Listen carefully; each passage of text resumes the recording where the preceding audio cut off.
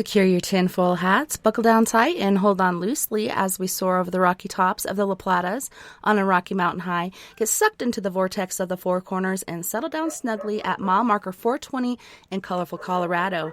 It is Saturday, June 6th, Sunday, June 7th. For those of you across the pond and beyond, welcome to We Are Paradox Media's Late Night in the Rockies. I'm so glad you guys could join us tonight. I hope you're having a wonderful beginning to your weekend, and I hope you're doing your social distancing, wearing your mask, or staying home and helping this pandemic to pass.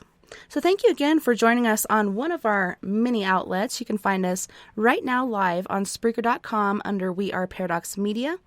You can find us on Twitter, Spotify, Apple Podcasts, Google Podcasts, iTunes, iHeartRadio, CastBox, Tumblr, YouTube, SoundCloud, TuneIn Radio, as well as Deezer and Podcast Addict. So tonight I have a treat for all my guys and gals out there. Tonight we will be talking to and getting to know Mr. Chris Garcia. We have him on every month. He always blows my mind every single time. But Chris Garcia is a psychic medium, empath, clairvoyant, clairsentient, and clairaudient who also has the ability to see auras and has experience with remote viewing. He has had these God-given gifts since the young age of 5. Chris loves helping people and sensitive children with their gifts as well. He is a tarot card reader and a ghost hunting and paranormal enthusiast. He is also a shaman healer and very into his native heritage. Welcome, Chris, and thanks so much for being on the show tonight. I know. It's an honor, as always. Yeah, it's crazy. I'm just, as we're talking, I'm actually making another Skype, so hopefully it will work. So I'm just doing that right now as we speak, because hopefully this will work. I'm doing it. I don't know if this is going to work, but I'm just trying. You got to bear with me. Yeah, it's weird because... I'm trying to see if it... Go ahead. Go ahead.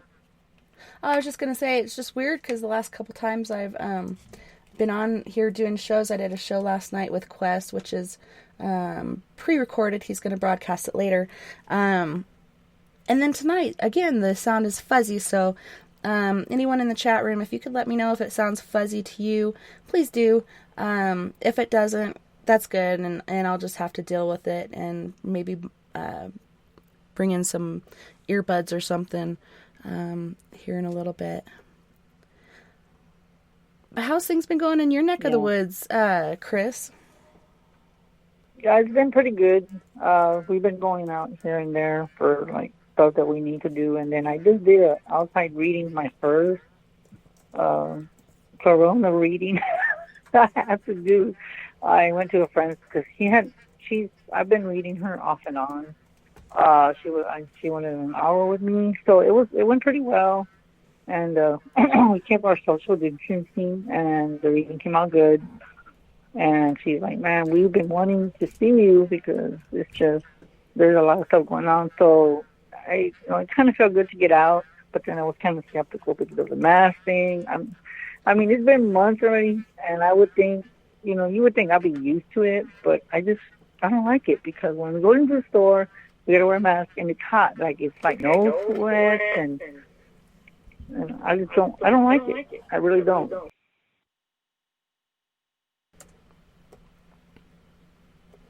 And as far as what you don't like, I'm sorry, I can finally hear you. I unplugged my headphones so I could hear you better.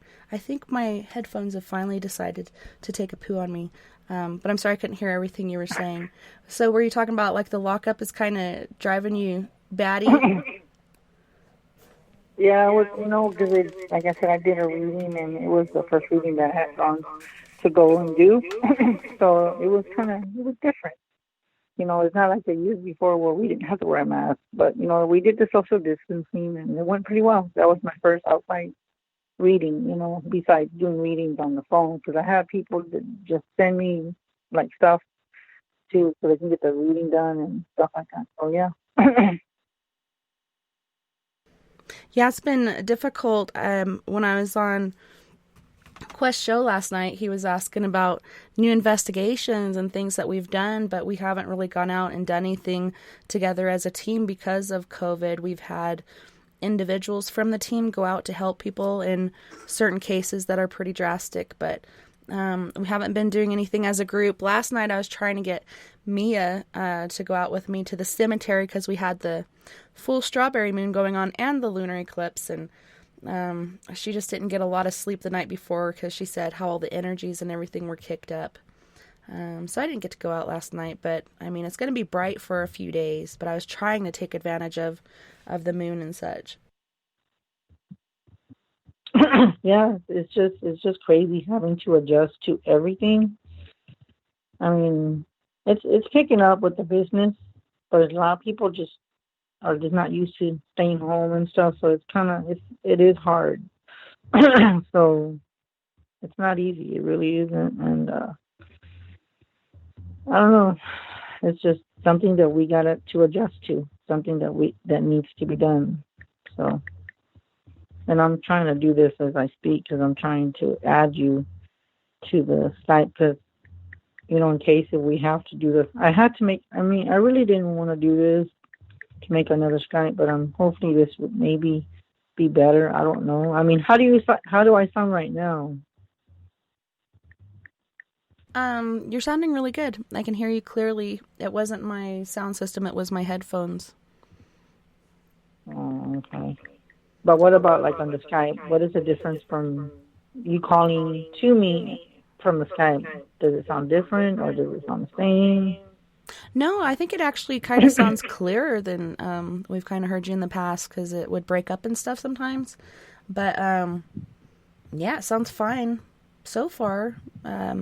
But definitely send me your other Skype and we can do that if you decide to. But yeah, the only difference as far as phone and Skype is that, we could see each other and stuff. But otherwise, I could hear you great.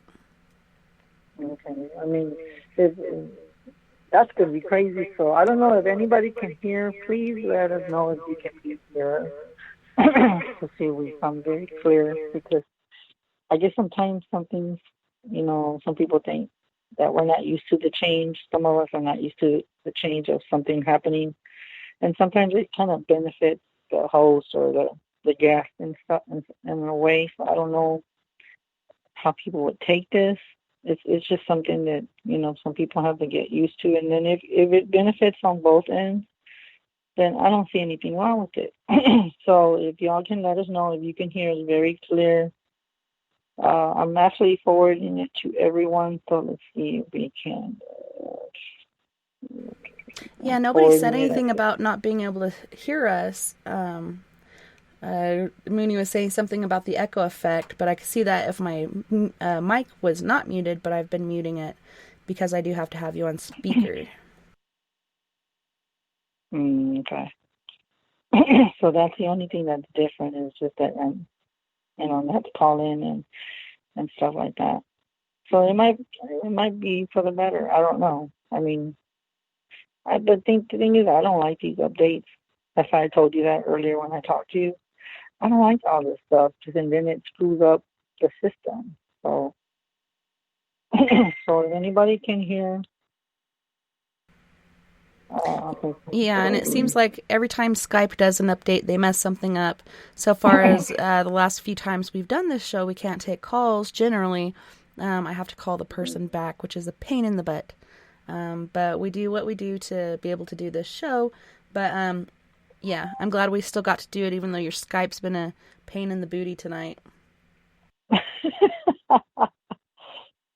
So I'm just hearing, see if everybody can hear me clear than before. That's just going to be crazy.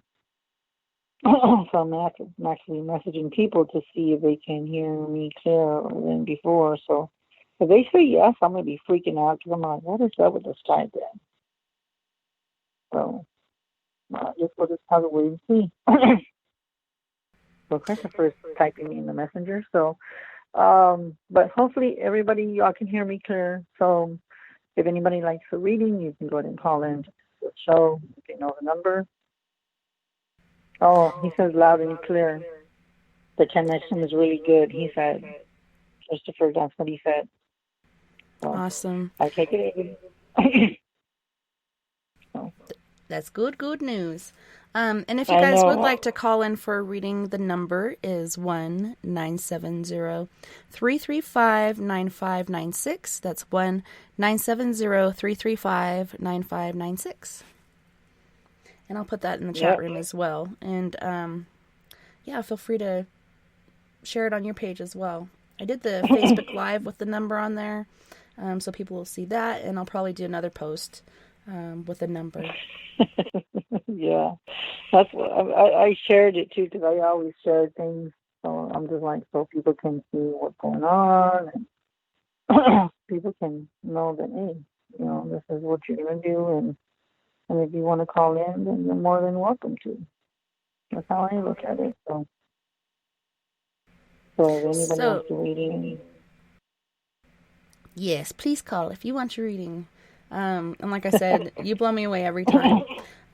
But I was wondering, how's the COVID pandemic going on in your neck of the woods? other than that, I would say we're required to wear the mask on this side of the neck of the woods. As long as we have to go out, we have to wear it in the stores. But I mean, as far as people dying, I can tell you there's been a few more people dying, because it was at 46. Now I don't even watch the news. I was thinking that we're up to now 55 people dying. The last time my mom told me that there was been more people dying, a little bit higher, like, because first it was at 45 or 46. Now it went up to like 50, or like we're in the 50s. And I don't know about now, but that was the last time my mom told me that, on the news, that since the stores have opened, there's been a few more deaths and stuff. And then, as a matter of fact, I just saw on Facebook that a second grade little girl passed away, and the sister said that it happened so quick she didn't even have the chance to say goodbye to her, and that she loves her. And I was like, wow. So that's already telling me that it's even touching the kids, and they're at home and stuff. So that means that the thing of going out, it's not a good idea. But that's the governor, and that's the president for you. So yeah. Yeah, it's pretty scary, and people think that kids aren't affected, but there have been kids that have been affected. It just really depends on if you have underlying issues. It seems to attack you more so than it would if you didn't. It seems to aggravate those issues. Acetaminophen, ibuprofen, not good to use. But Sharon B. in the chat room said she's not able to call in, but she was wondering if you could tell her if her guides have anything to tell her. And that's Sharon B. Sharon B. So she can't call in on that. Okay. The only thing I can feel is that your guides are with you. You probably feel like they're not, because you've been feeling like not connecting to them. But I'm being told that they are there. It's just that you just probably gonna have to meditate to see if it helps you out, and knowing that it's gonna help you. So just try to meditate and see if you can do that. And if you might want to like put some energy into it, you can light a pure white candle, and then just blaze into it, and just put a deep meditation into it, and you can put energy into it, and then because that's good for clarity. So you might want to try that if that helps. Yeah, it's been pretty stressful for everyone. Even teenagers and such seem to be catching a case of depression, and sleep schedules have been messed up, all kinds of crazy stuff going on. And we have another call.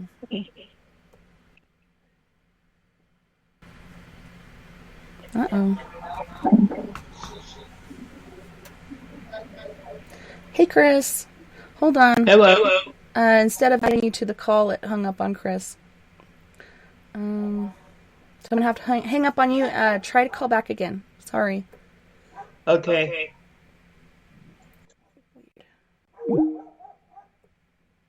These cotton-picking dogs, I swear to God.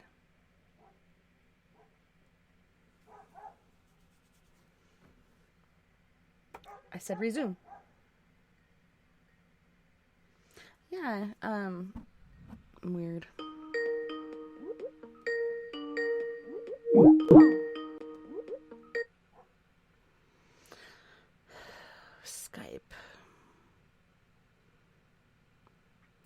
man, do I have to end this call and call back? It's freaking weird. That's what I had to do on the after party this last weekend. There, are you back? Can you hear me now? I couldn't hear you. I don't know what you did. I went to add Chris's call, and then it put you on hold, and then took me over to his call. So let me add him on here really quick, because he tried to call again, but it doesn't have the add to conversation button. That's just so weird. To me, that's just very weird.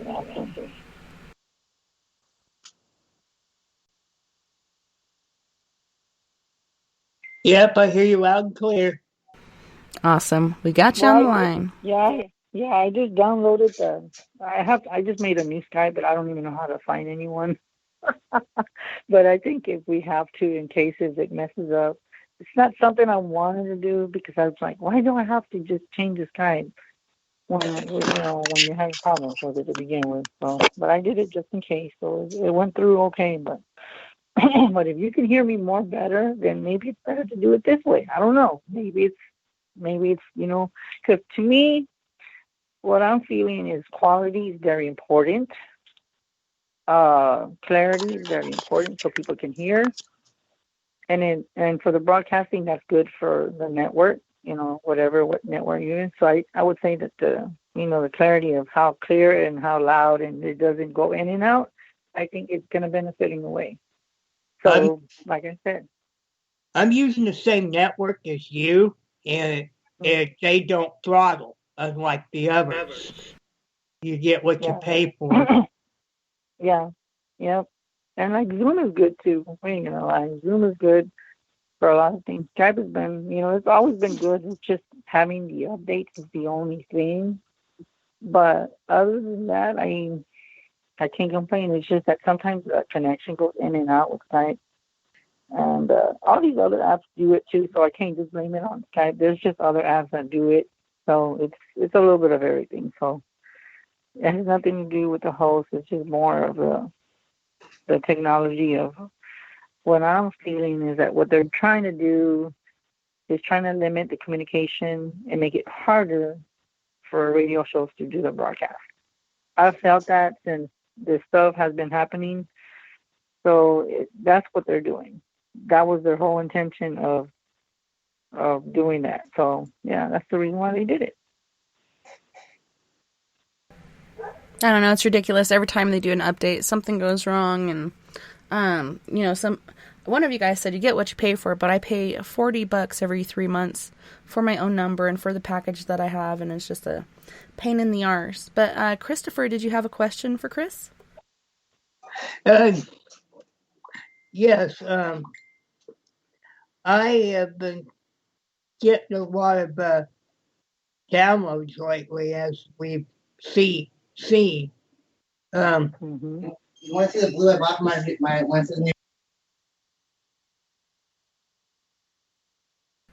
Sounds like his brother or cousin came in or something. Yeah, I muted because of that. Sorry. No worries. Anyway, I've been getting a lot of downloads lately, as I've discussed with everybody. And what's interesting is, Chris, that release I had a couple weeks ago. Yeah. Sure, that is what I was told the other day by someone I know. But I should think about this. You think that I will probably end up having to change my plans? I would say I would look at the whole picture of things and just observe. And if you don't like what you see, if you feel like it's good to benefit you for change, then I would go for it. But just look at everything and see what you feel the outcome is. Because I feel like if you change it, there's going to be a whole bunch of things that you're going to have to do, and you might not like it. So I would say just wait on it and see if it feels right. You'll know, because trust me, I'm being told that you will know. So Yeah, just give it time. It's outside my comfort zone. Yeah, Yeah, because once you do the change, it's gonna be outside every comfort zone. So if you don't like change and you're so used to having to do that, then yeah, it's gonna be something that you might not want, but it kind of benefits you. And it's funny because we're talking about that, and you're saying that you're going through a lot of change too. Well, unfortunately, I'm going through some change right now too. With the Skype thing. So change is what I guess that the universe is trying to give us signs that some things are going to change, and some of us are not going to like it. We're going to have to adjust to it, but at the end of the tunnel, it's going to benefit everyone. Yeah, like the changes, like I'm speaking of, be a complete upheaval. Yeah. For me. Yep. And all these updates that we're psychically getting, that's an upgrade too. That's a big change, because in the years before we didn't have these updates. We weren't getting these psychic updates. But I guess our universe already knew what was coming before we even knew, and they sent out all these updates back in November, December. So it started back then. Mm-hmm. So our gifts is what keep us alive. Yep. Because God knows that that He needs us and we need Him.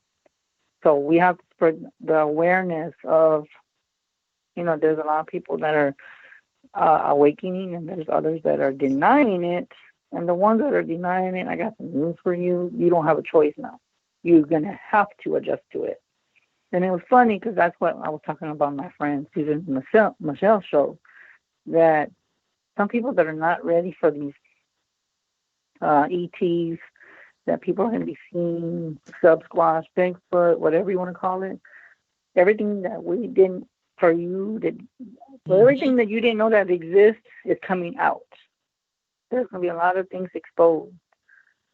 Some things will be still in their dimensions, but there's going to be some of them that are going to come out so they'll tell us we're not alone.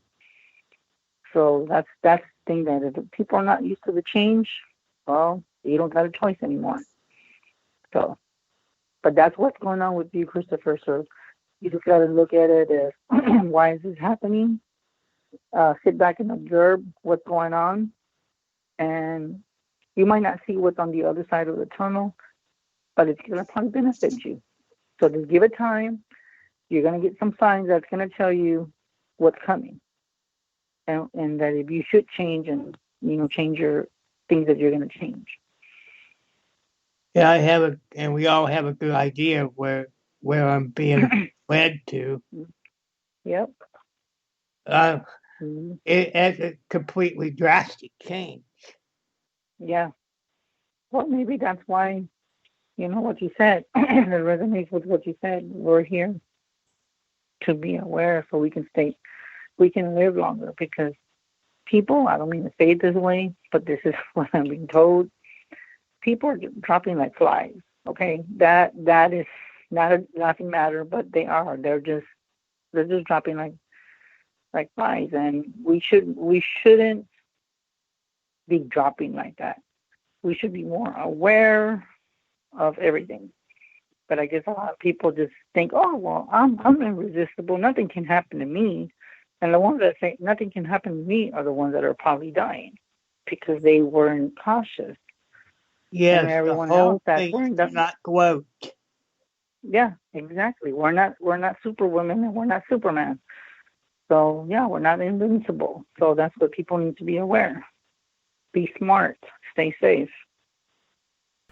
Well, I've just been blown away because there's still people out there that are saying this is totally fake, this is a scam, this is so on and so forth. I'm like, did you not, watch while Italy was going through this? Like, I watched Vice and I watched so many different other outlets that are showing, like, not only do they have high numbers, but their numbers are inaccurate, not due to them making stuff up, because supposedly this drug that's supposed to cure the virus gave it to the White House, and now they're saying the more numbers you say that you have, the more money we'll give you. But Italy has really large numbers anyways, but a lot of people died at home because they couldn't make it to the hospital.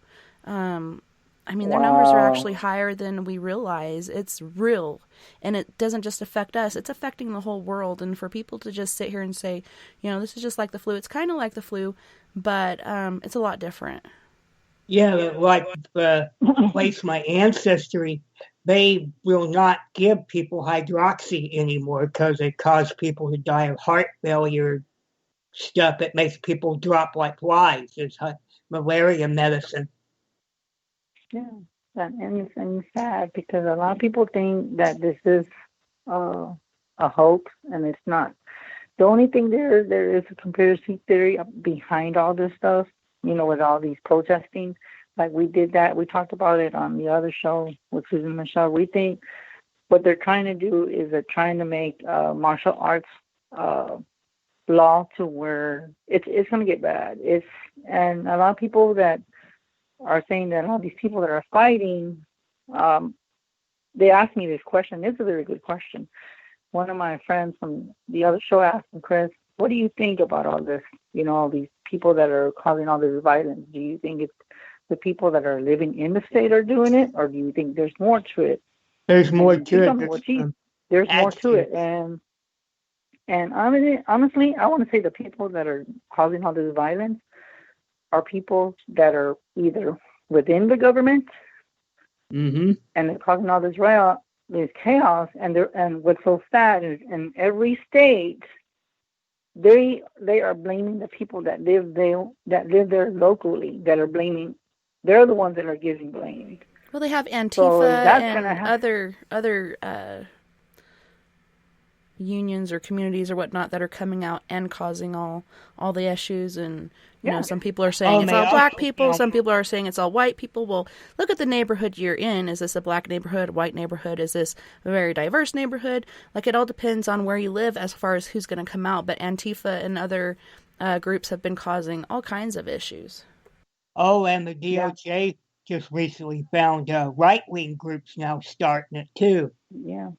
Yeah, and like I remember how they made a big deal about that guy George, and whoever he is, rest in peace. I know they buried him, but to me, people shouldn't be worried about the black people that matter. No, everybody matters. Yes, that's true. The problem.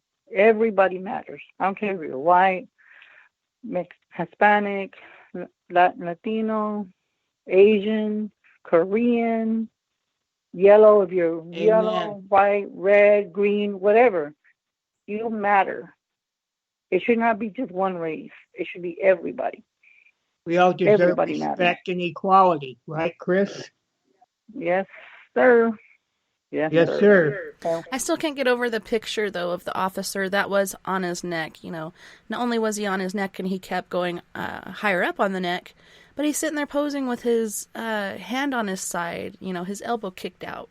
Like, he's totally posing as if, he just took down a deer or something, And, this just isn't about police violence and police against black people or whatnot. But these two had a history. They worked together at a club doing security.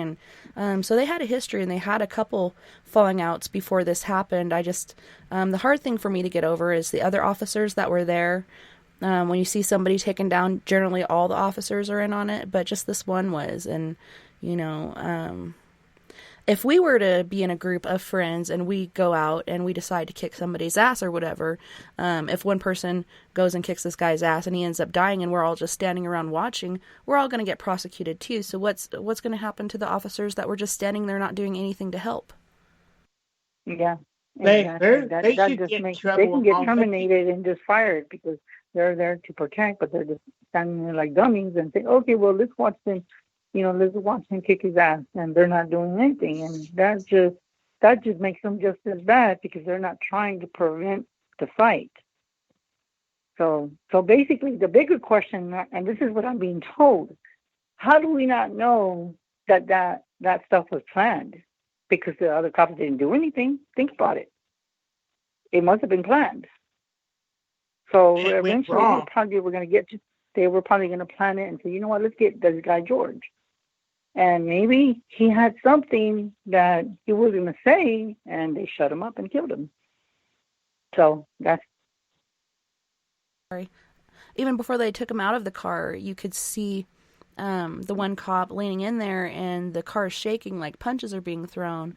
Something's going on in there that we can't see, and then, he drags him out and does what he does. And George Floyd was at first saying my back hurts, my neck hurts, and then everything hurts, and he couldn't breathe. And I love cop shows like Live PD, and back in the day I'd watch Cops and Live Rescue as well. I love those shows, but it's just insane the way that they did that. And you hear people say, well, I can't breathe, and they're like, you can breathe or else you couldn't say that.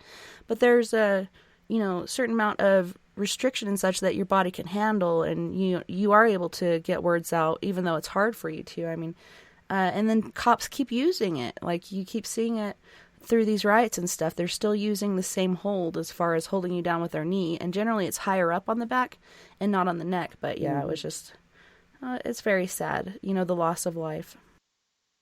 Yeah, it's supposed to be used on the thoracic region and below.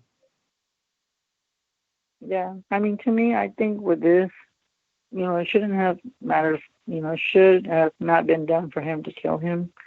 I just think there's a lot of violence. There's a lot of negativity in the air, and what they did was adding to the negativity. So yeah, it's just getting worse and worse as the year goes by. And then it was funny because we were talking about this in a group chat. I don't know who was in the room, in the messenger. And if you realize, in every year from 2011, 2012, 2013, 14, 15, 16, 17, 18, 19, there's always something. There was always a demic.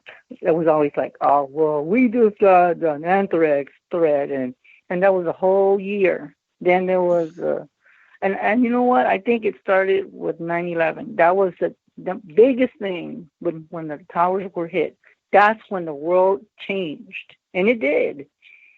It changed everything, everybody's outlook about life. And then after that, 2012, something else happened about the meat. They found something in the meat. Then they found something in the lettuce, and it's just every year there was something. Mad cow disease. And I think this one, yes, it was always something. But you know what I think? In reality, if we time everything, I want y'all to listen to this, people. What are the odds? If we can find a pattern, we can figure out why they did it every year from 2011. And the only thing I can come up with psychically is presidential candidate. So the only way that's what I'm picking up is that all these times when they were doing from 9/11 to all the way till now, if we can time it right, I want you to ask yourself this big question. Did all these events happen when election was happening? And if it was, then there's your answer.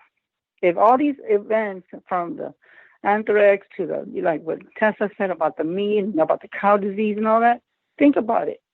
Was all this event happen when the election came? And if everyone says yes, we just got our answer. On the air. We just got our answer on the damn air. Seriously.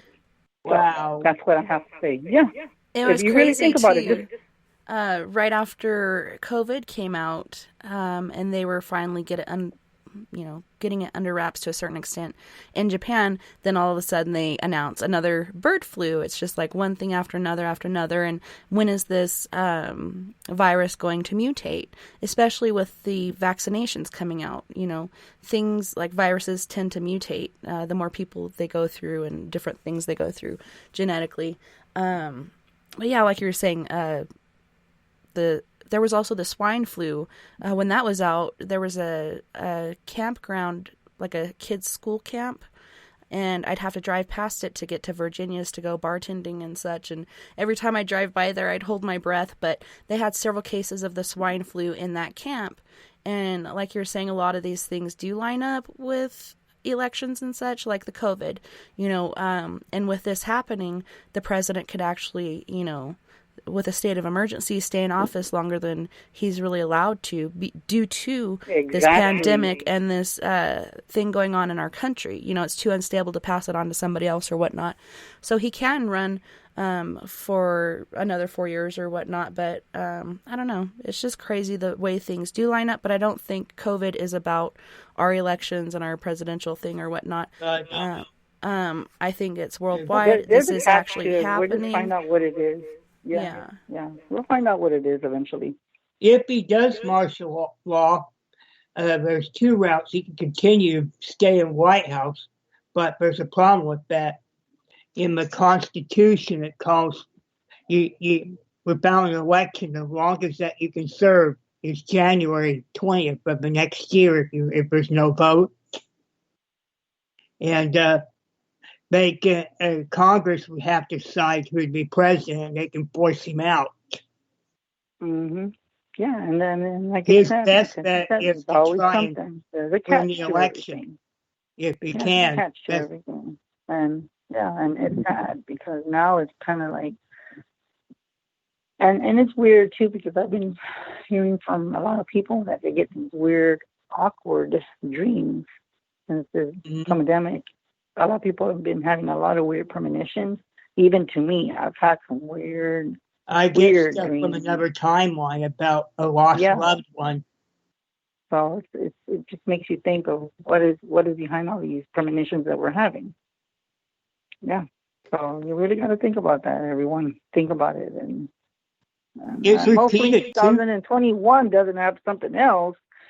But the way the year's going by, look at this. We're already in June. I give it about 3 months before I know time's going to fly and we're going to be, we were in July and we just noticed something else came up in September or something else came up in November and we're just going to be like, what's going on? So, so to keep an eye on the month and you'll see how the time flies fast. So Jason in the chat was saying that he still thinks that those cops were possessed. And then he was asking, will another virus be released if this one doesn't mutate? And people have been talking about a second strain. And even a third one, too. Honestly, on the psychic standpoint, I want to say, yes, there's going to be part 2. But the only thing is from part 1, part 2 is going to hit harder. And I'm going to tell you why. Because of the chemtrails. That's number 1. Number 2, because of the winter time.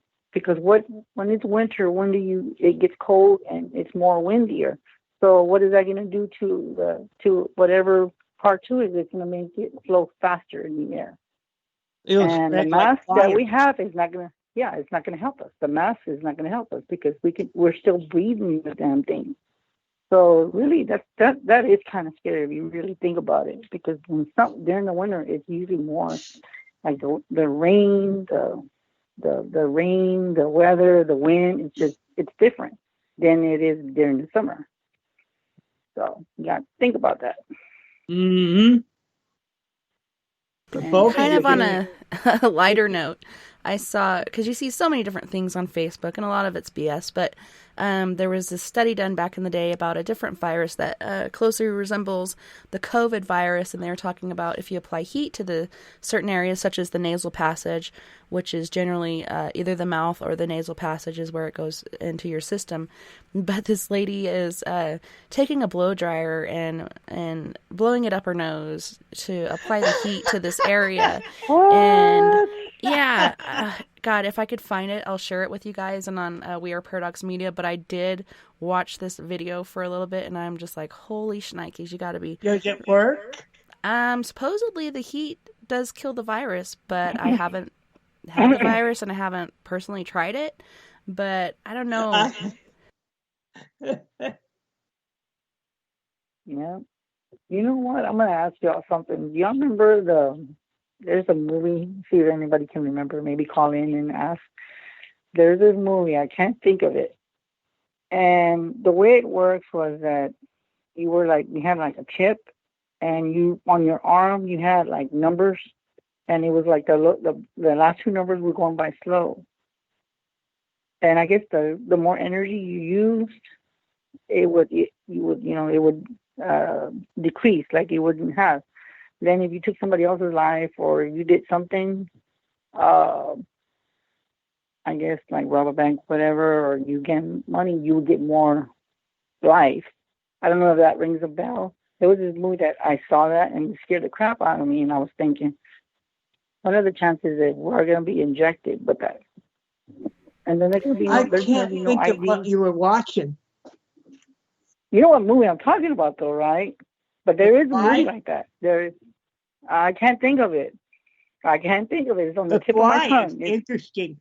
It transmutes the fly genes to other people, this machine. Yeah. I can't think of the movie. Maybe it'll come to me later. But I don't know why I'm bringing that up. But that's just what I'm seeing in my mind. Oh, wow. So we might end up being injected with a microchip that's going to say your name, your last name, your social security number. People are talking about this vaccination they have for the COVID virus is a sneaky way for them to get that chip into our body. Yeah, exactly. That's some scary crap. I'm sorry. Sorry, Tessa. But I had to bring it out. Jason was wondering what do the chemtrails have to do with any virus? Well, I guess because it's floating in the air and all this, you know how most people do it for good purposes to grow. But you know how those, not the regular planes, but the regular planes that have that, when you see them flying, they throw that dust. I think some of them are going to throw some kind of shit they're going to throw some smoke in the air, and that's going to have chemtrails. It's going to be mixed with something, and we're going to breathe it. And it's going to be these little commercial little planes, if you know what I'm talking about. I'm not talking about the airport planes. No, I'm talking about the little commercial planes. Oh, the Cessnas, right? Yes. And I want to say that for some reason, I'm getting number 5. Yeah, I want to say number 5. So whoever is in the chat or listening to the show, write that down because I'm getting 5 with that. So that means there might be 5 people that are going to be involved in this. And something's coming. I want to tell you right now, something is coming. For me to be saying that, you know how I predicted stuff and it has came true. I hope it doesn't, but if it does, you're going to remember what I told you. So, yeah. So just keep on, and that's what I think the chemtrails are going to be. They're going to have some kind of chemicals with it. Because the chemtrails are all even on our vehicles. So I would say whenever you wipe your car or wash it, make sure you wear gloves because you don't know what you're touching your skin. Don't tell me why I said that. So just remember, be careful what you touch. Yep. Yeah, there's a lot of stuff that, Harvard was even doing this experiment and had actually taken mylar balloons full of this different mix, which is made of diamond dust, aluminum, and different things like that when they were trying to repair the ozone layer. But I mean, if you consider aluminum and then in our air and our atmosphere, like it's really bad for us. You know, it causes dementia, Alzheimer's, all kinds of different issues. But yeah, I'm not sure what the chemtrails are, what the whole thing is. Does it contain the same stuff? Are they doing it to block out the sun? Like different people have different theories. But these things look just like a jet stream, but they just stay there forever. And a lot of times they're in an X formation.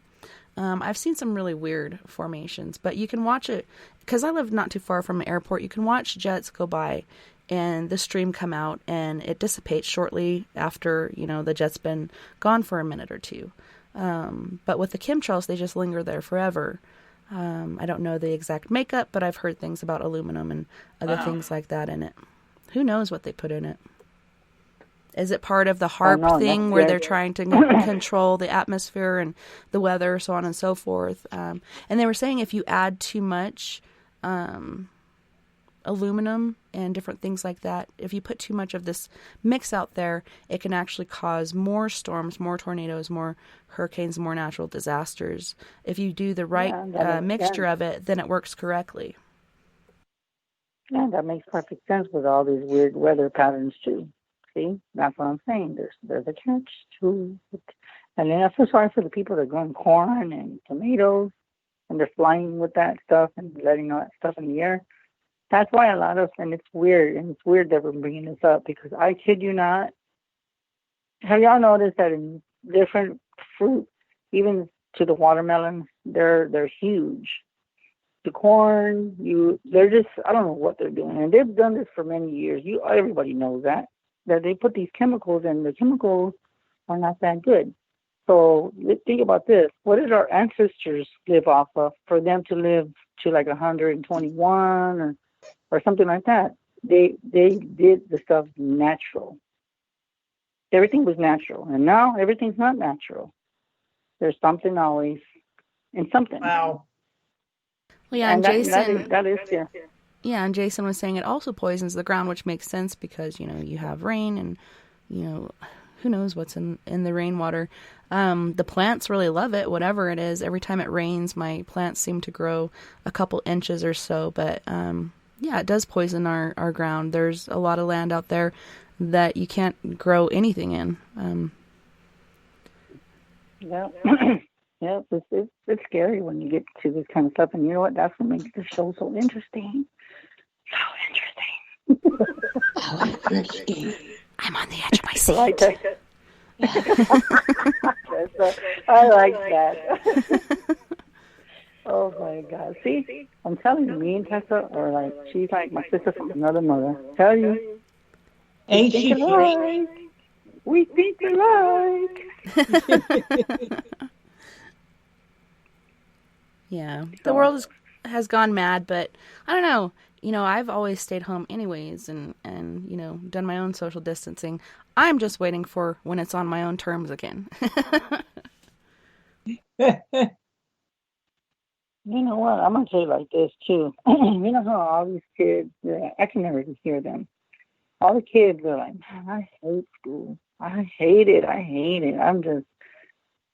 hate school. Before all this stuff happened, now I bet you they want to go back to school because they're like, it's boring, and and you're always arguing with your parents, and then like there's always got to be cleaning. Now they're probably saying, you know what? I want school to open. Well, got news for you. Y'all gonna be out of school probably for the whole year, and hopefully you'll be going back to school next year. But then again, you really never know. That's scary. Yeah, I didn't sign up for this. I went to school.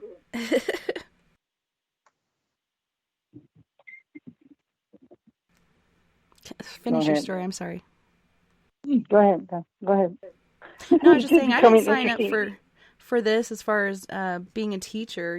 I got so much other stuff on my plate, and to add that on top, yes, I did substitute for a couple years, but I'm not a morning person. I don't see the morning unless I stayed up until the morning.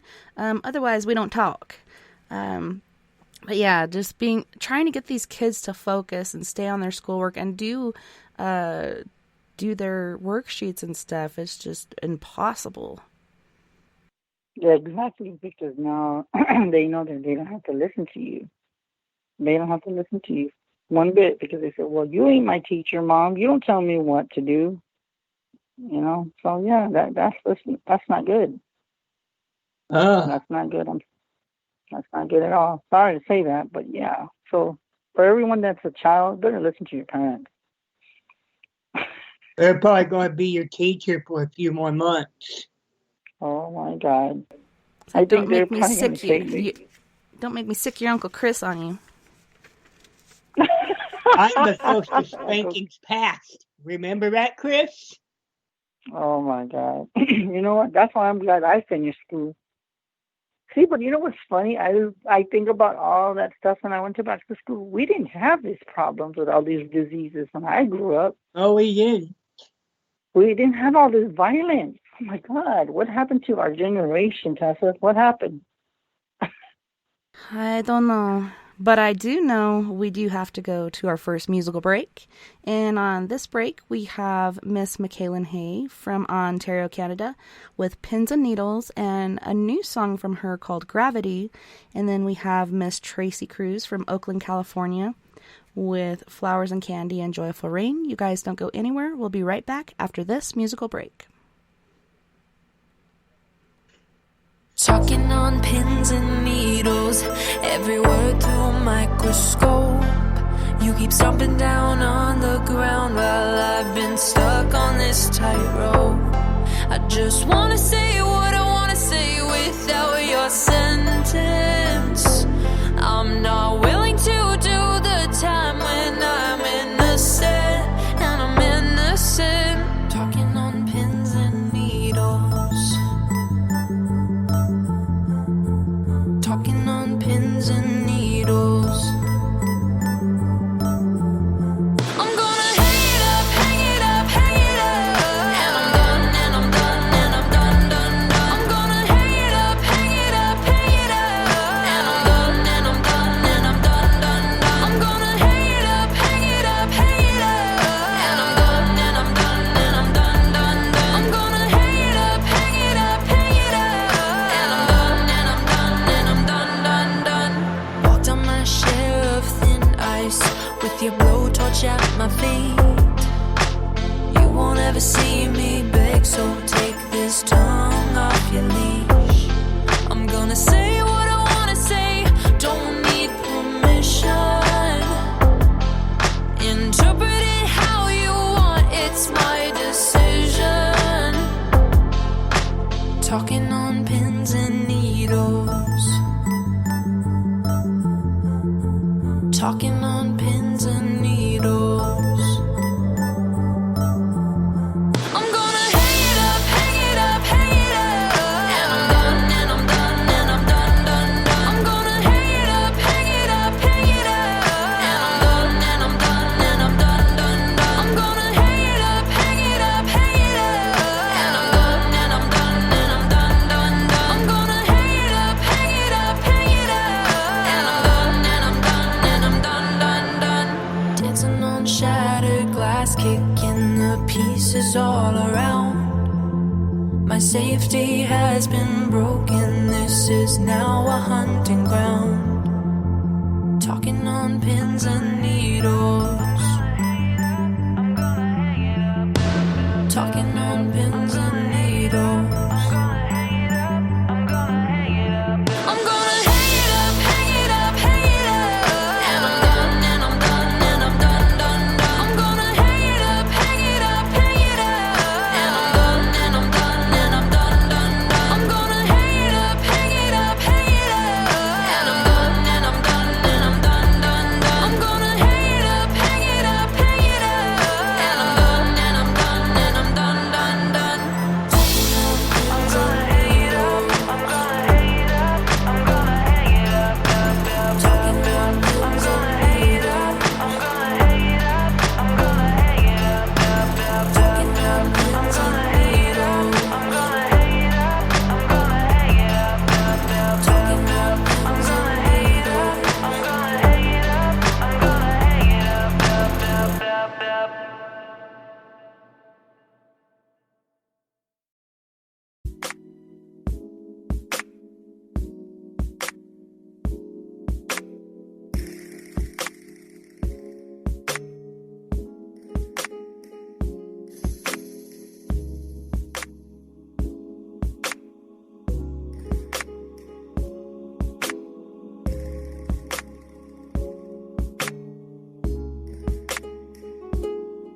When I met you, my life changed.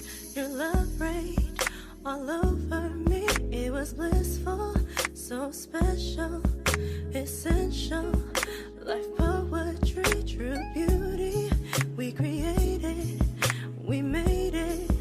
Reality, pure affection with expression. A connection was meant to be. You make me feel so good inside, like therapy for my mind. You make me feel so good inside.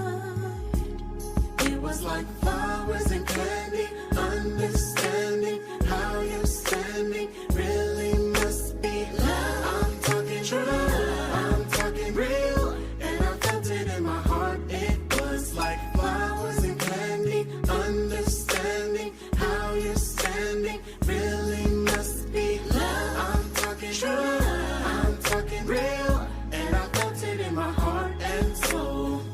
You make me feel so good inside. You make me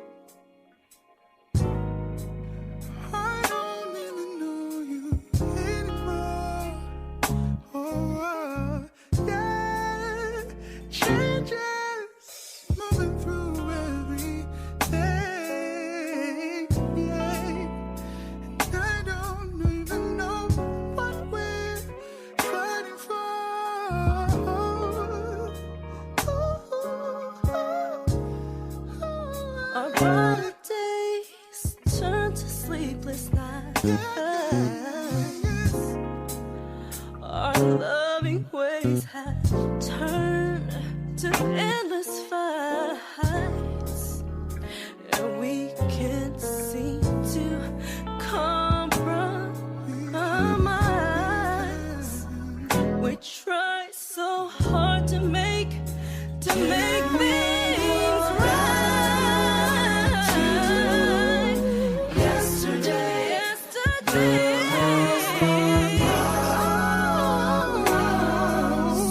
we'll erase all returns. Can't we turn back love? Hands on start. You are my life. Now what is really happening? Changes are moving through everything. Changes.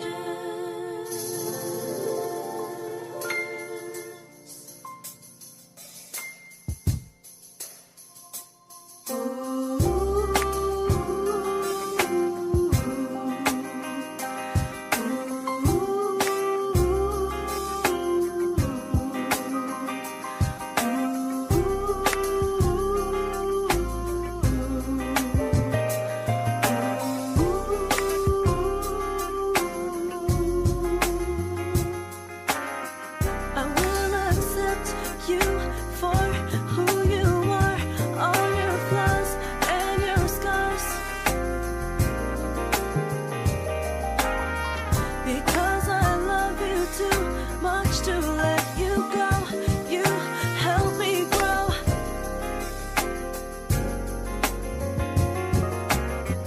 I will accept you for who you are, all your flaws.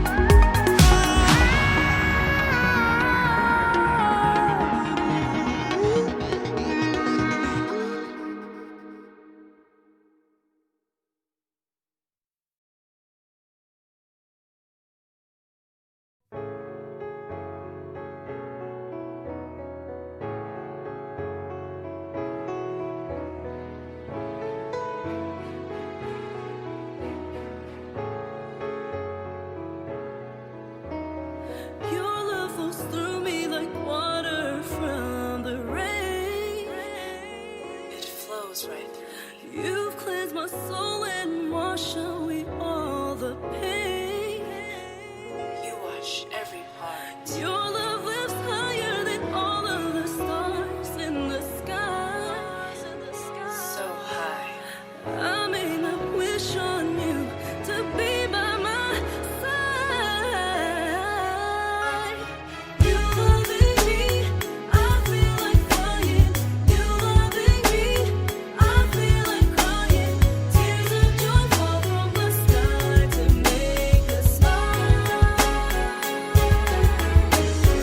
Your love outshines all the rays of the morning light. It's so bright. I'm so blinded by your love that glows inside. You always shine. Your love is deeper than all of the roots of the trees. It's so deep. Thank you for planting your heart right next to me. You loving me, I feel like flying. You loving me, I feel like crying. Tears of joy fall from the sky to make us smile. Can make us smile, can make us smile. I feel like flying. You loving me, like fire, like crying. Tears of joy fall from the sky to make us smile. Let your love rain down on me. We will grow so tall and free. I will shade all the pain that life will bring. Our love can weather anything. You loving me, I feel like flying. You loving me, I feel like crying. Tears of joy fall from the sky to make us smile. You loving me, I feel like flying. You loving me, I feel like crying. Tears of joy fall from the sky to make us smile. To make us smile, to make us smile. I feel like crying. You loving me, I feel like crying. Tears of joy, smile to make me smile a million times. You loving me, I can't describe your love. I can't describe your love. It makes me smile. You make life worthwhile. Now I can see how much your love has affected me.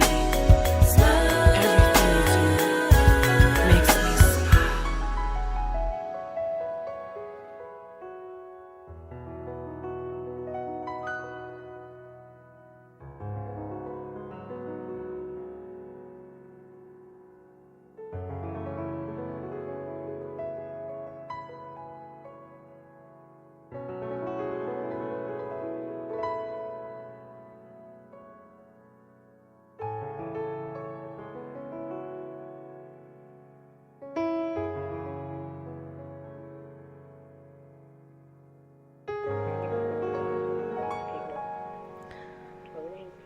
Yeah. Welcome back, you guys, and thanks so much for hanging out with us tonight on We Are Paradox Media's Late Night in the Rockies. Tonight is Psychic Saturday, and we have Psychic Chris Garcia on the show. Thanks so much, Chris, for being our guest every month. Like I said, it's never a dull moment for me. I know. Same thing for me, Tess. Never dull moment. As a matter of fact, I gotta say something to tell you. I had somebody that said that they got my number from a guy named Glenn, and I'm thinking, who the hell is Glenn? I don't know anybody named Glenn.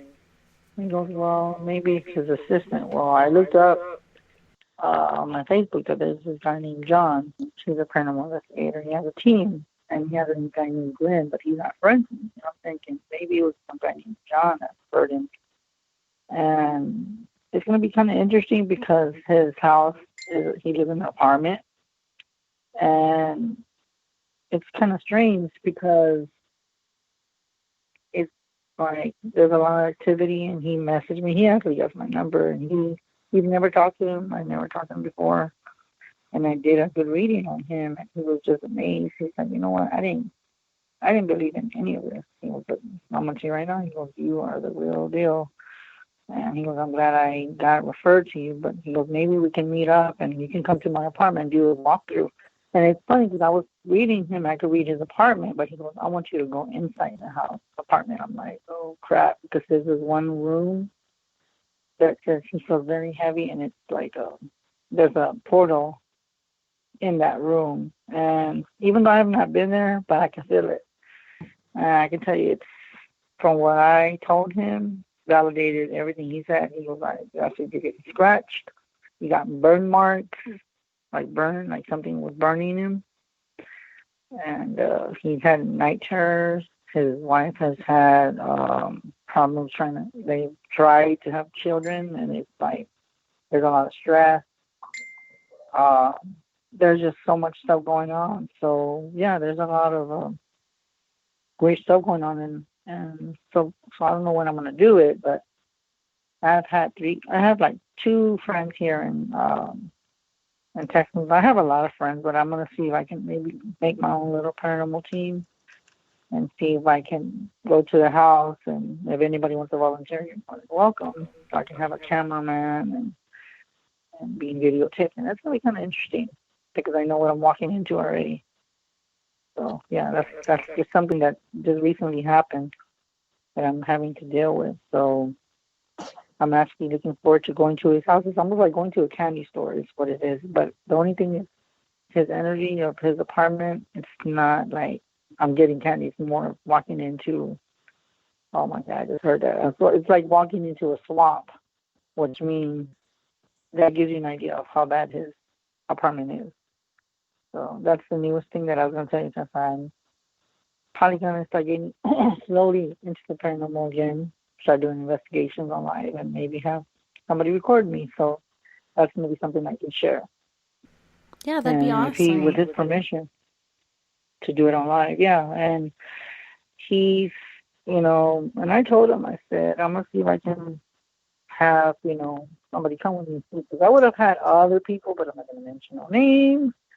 But yeah, but I told him, I said, I'm going to see if I can find someone I can trust. And because I do know a lot of people, but most of the people are usually farther away. There's a few paranormal teams I know here, but I've never worked with them.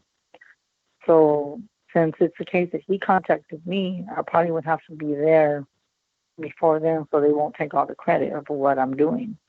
Now, if I feel uncomfortable with that, then what I'm going to probably do is have my mom record me or something, because I really don't know how it's going to work out. It's just something that I'm happy for, and it's in the works. And it's actually funny because that's something I've always wanted to do, and maybe that's going to be my change of probably being broadcasted, or I have somebody that has a cameraman that can videotape me and test my abilities, but be behind me and videotape me.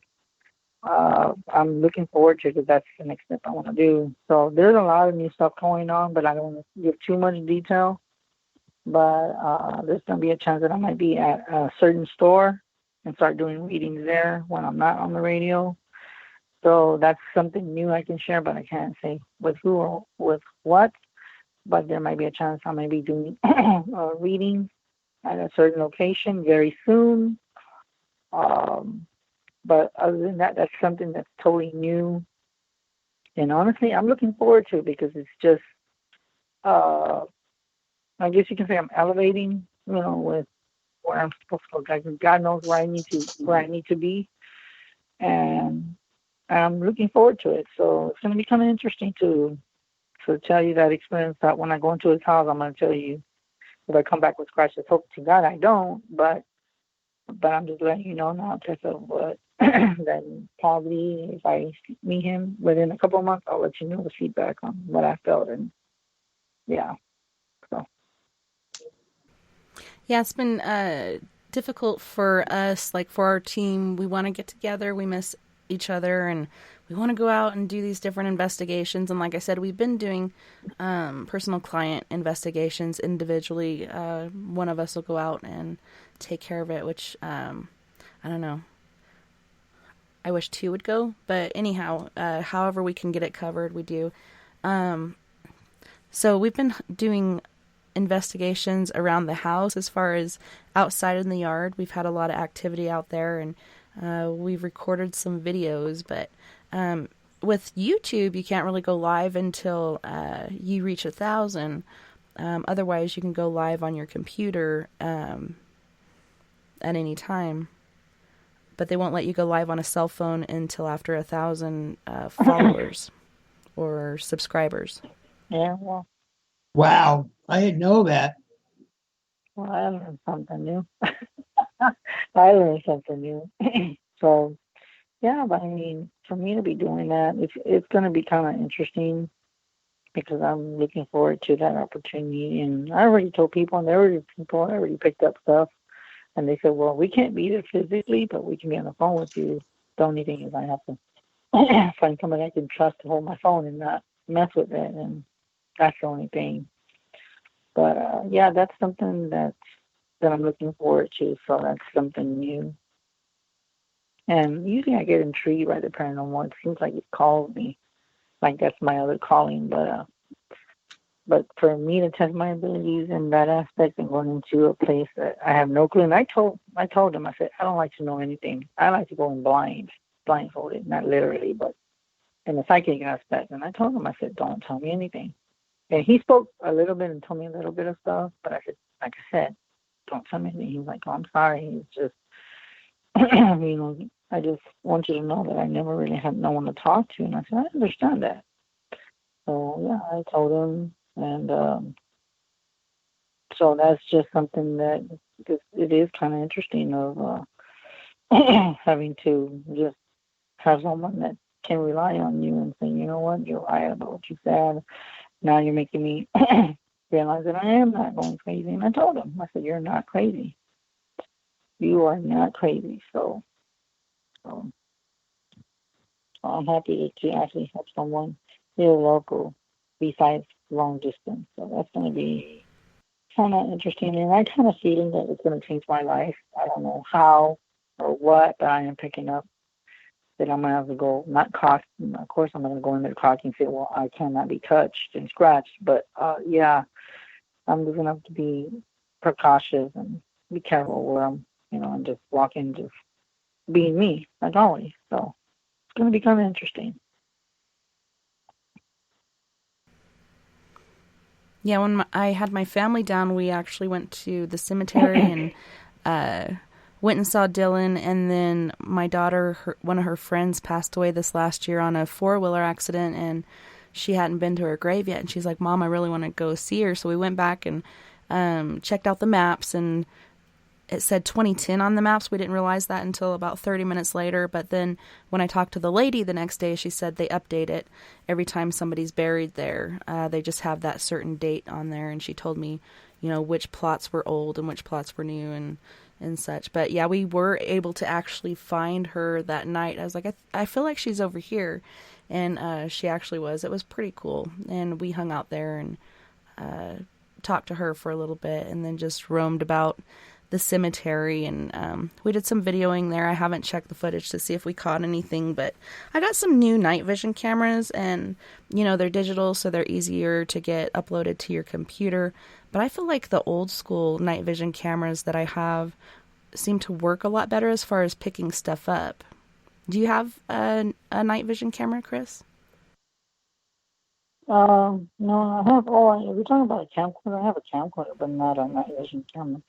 I have one that's a camcorder, but it was supposed to be for family. But if I have to have somebody use it, then I'm gonna have to go that route. Just to hopefully help them in that aspect and record any evidence with the night vision camera and stuff. And it's funny you said that because that's probably something that I'm gonna be having to take. And I actually have what do you call those laser pens with a different design. this design Yeah, when the you laser rotate grid. it. So yeah, I have that too. So it's gonna be kind of weird. I'm excited about doing it. I just know I'm just gonna have to be very, very careful. Basically, is what I'm being told. So it's gonna be kind of interesting. Yeah, it's funny because the two Yep. night vision cameras that I picked up recently with the infrared, they were actually pretty cheap. So, there's more expensive ones out there that you can get that I bet pick up a lot further off. But these are perfect for up close and in buildings and stuff like that. I've used it outside, but it doesn't pick up like too far away. Yeah, and it is kind of interesting though because it kind of just resonates with having to help people in that aspect. So I'm looking forward to it. I really am. It's going to give me a chance to get out and do what I need to do because that's something that I've always wanted. And this might be a big opportunity. Okay, so we have an incoming call. I tried to add it. Let's see, hold on 1 second. No.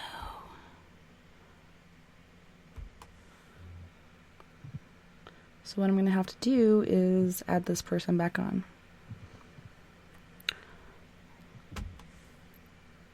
Goodness gracious. Mm-hmm. Yeah, because it doesn't show them on here. Even though I did the 2-line arrow thing. Yeah, it's probably because it's probably a new caller, probably. Yeah.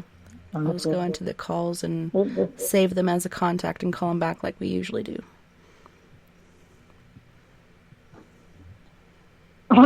That's just something that's changing everything. Yeah. That's kind of interesting. Skype update. Let's update it and make it to where you can't take calls anymore. Why? Thank you, Skype. Oh my God, are you serious? Yeah, it's true. It's gotten worse. I even beta tested this crap.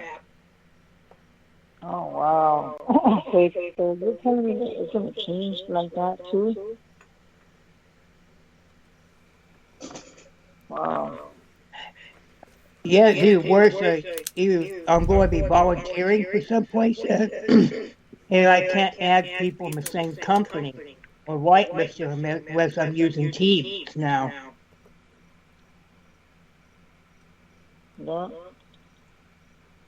is very interesting for me, but the least. Making it harder and harder. Okay, so I'm going to add this person. I'm Did calling it let you? I'm calling the caller back. Okay.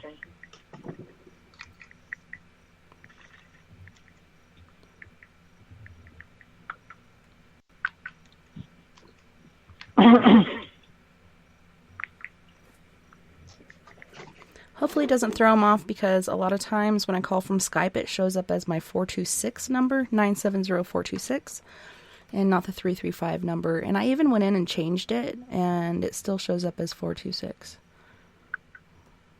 What?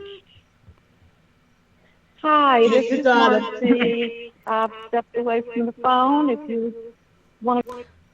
It was Marcy. Marcy. Yeah, I know her. She's great. I know we know who that is. Marcy was probably trying to call her, so I know who she is. We had her the last time when she was doing that what do you call it? The singing bowls?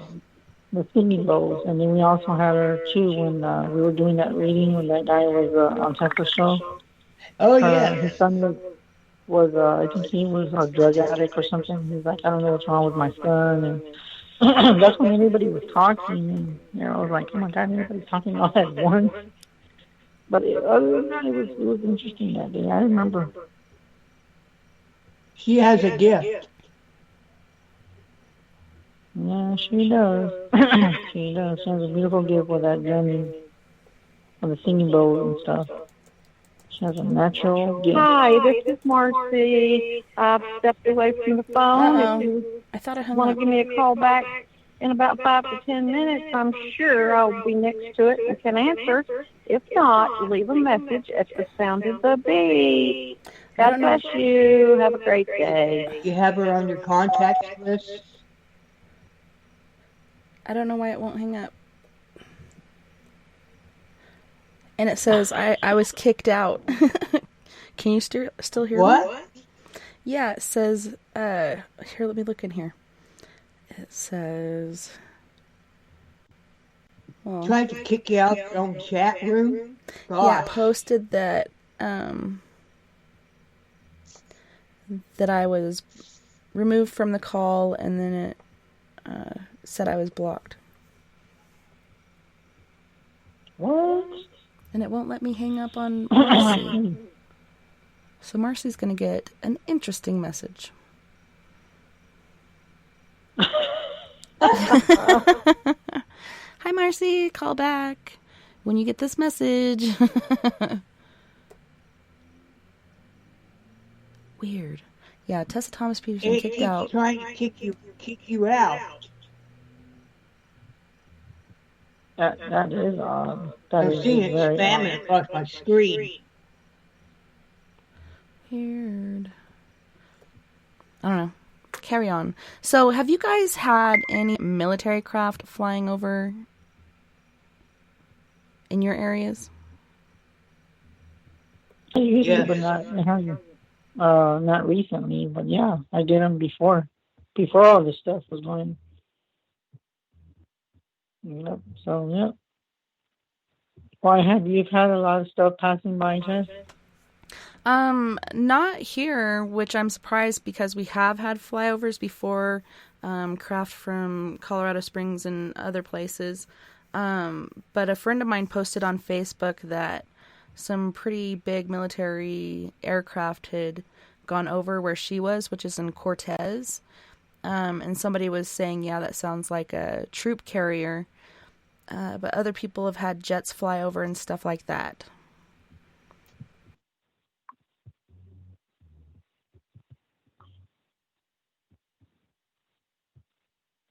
Oh yes, I do, Christopher. It's just that I messaged her and I told her that we were trying to call her. I think Tessa was trying to call her, but it just for some reason it's like I guess the phone was fighting. It was like she's like I think you know what I think it is? Tessa was trying to call her and she was trying to call back. That could be possibly what it is, because it's always something. There's always something with you, Tess. You're just like me. This is weird. Yeah.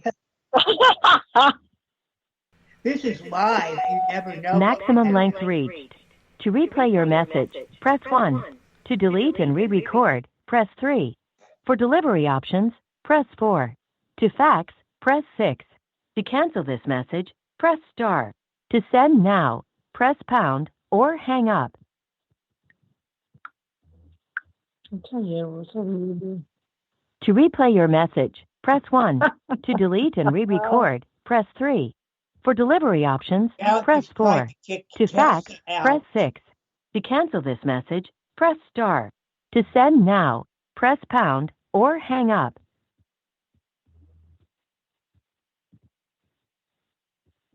To replay your message, press 1. To delete and re-record, press 3. For delivery options, press 4. To fax, press 6. To cancel this message, press star.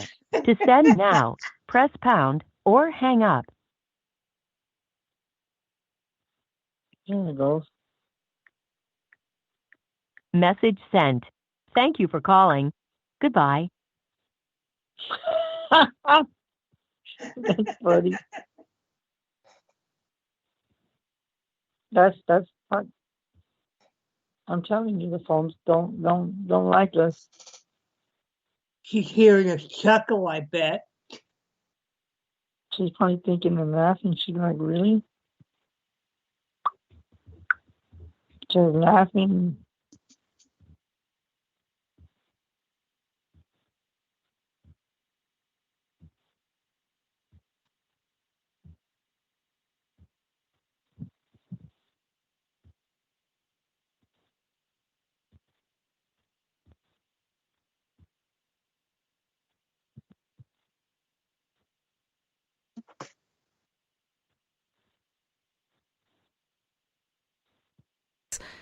Number is 1-970-335-9596, and I was muted. But Marcy, please try back, and whoever else would like to call in, feel free to. But yeah, it's pretty interesting. All the military craft, and I know that the National Guard is in different states. Like, they've been in our state when COVID first came out. They came to help the Red Cross or whoever was out doing all the testing in, like, Telluride and other places. Telluride is where they first deployed. I have no idea where they're at right now. I haven't seen them around here or any sort of military vehicles, and I'm surprised I haven't had any flyovers. Maybe they've changed their paths or whatnot. I'm not sure.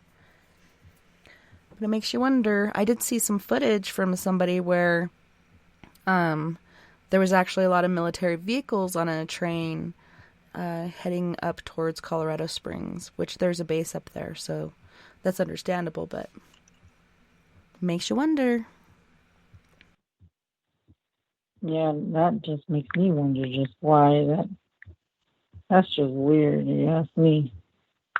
That's just, I don't know. That just makes no sense. I'm sorry, that makes absolutely no sense. I would think just like, what is going on with this? You know, like you were trying to hang up and it didn't let you. I'm like, what? What's wrong with this damn shit? It's a conspiracy. Yep, you know what it is? They're just listening to us. That only says one thing. Let me type the number. It keeps spell checking on me. That is so awkward. Wow, that's interesting. Yeah, I'm just.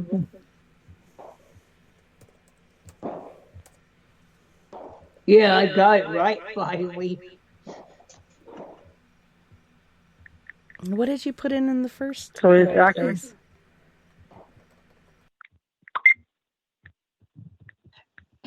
It took this guy to a. Did you see the chat? Yes, I did. It would let me do it. Spell checking that guy said nothing. You have been enrolled in the Obscene Call of the Month Club.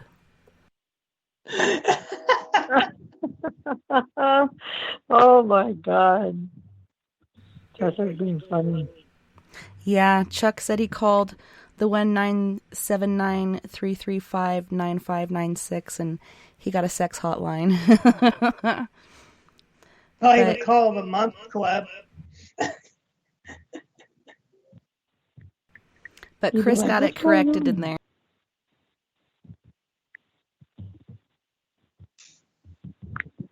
Not my Okay, so fault. it's coming through on my phone. What the hell? Change what the fuck is this? I would try to color back again, I'm afraid. Okay, I'm still trying to figure out what the hell is going on here. This is so weird. I'm trying to send it to other people, and this fucking phone is acting weird. I think today is going to be so awkward, Tess. It's going to be one of those nights, as always. There's never a dull moment when we're all together, all three of us. Never. Absolutely never. Chuck We're said he partners got in psychic crime. I don't know. Different people are getting different stuff. Mm-hmm. Chuck said he got the CV-19 helpline.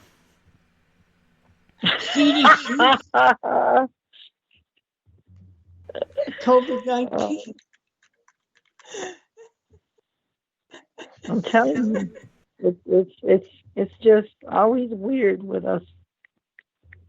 It's never dull, never. I'm telling you, people, it's never dull.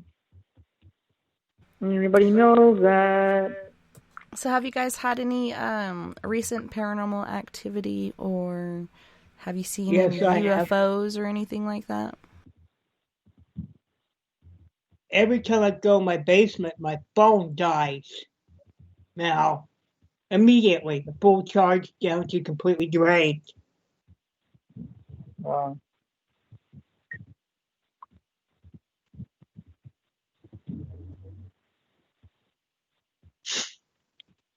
What was that? Somebody tried to call? Trying to get him back because I pressed the button that allows you to merge calls, and it's not showing up in here, even though I pressed it. Oh. Shoot. So let me see. It's happening. It's happening to Tessa, people. It's not me this time. We are Paradox Media. Welcome to the Paradox. All right, covered by subscription. So let me write down that number and try calling them back. Hopefully we don't have any crazy shenanigans like we did last time. Hopefully they'll answer because of the 426 issue. Alrighty, let's give it a go. I'm crossing my fingers. My fingers, cross your toes. I got both. Alrighty, I got both. here we go. Hang on to your seats, fellas. Hello? Hello. Hello? Hello? Yay, we got her. Yay, we got him. So what is it that I want to help? What is it that I can help you with tonight? Let's see if you could pick up off my energy. Well, I can tell there's been a lot of crazy stuff going on. I feel like there's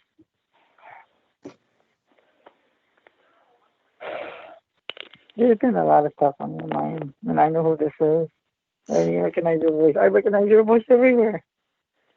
Do you?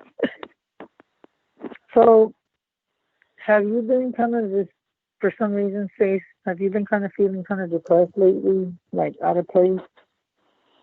Like you're doing too much and lack of sleep? Because I kind of sensing that you have not been sleeping that very well. And when you do, you really don't get, if anything, like you used to get maybe like 2 hours, but I'm seeing like the number 1 with that. So you're not really getting enough sleep. And I feel like I'm not getting enough sleep, but I'm trying to catch up on it, which you can never catch up on it, but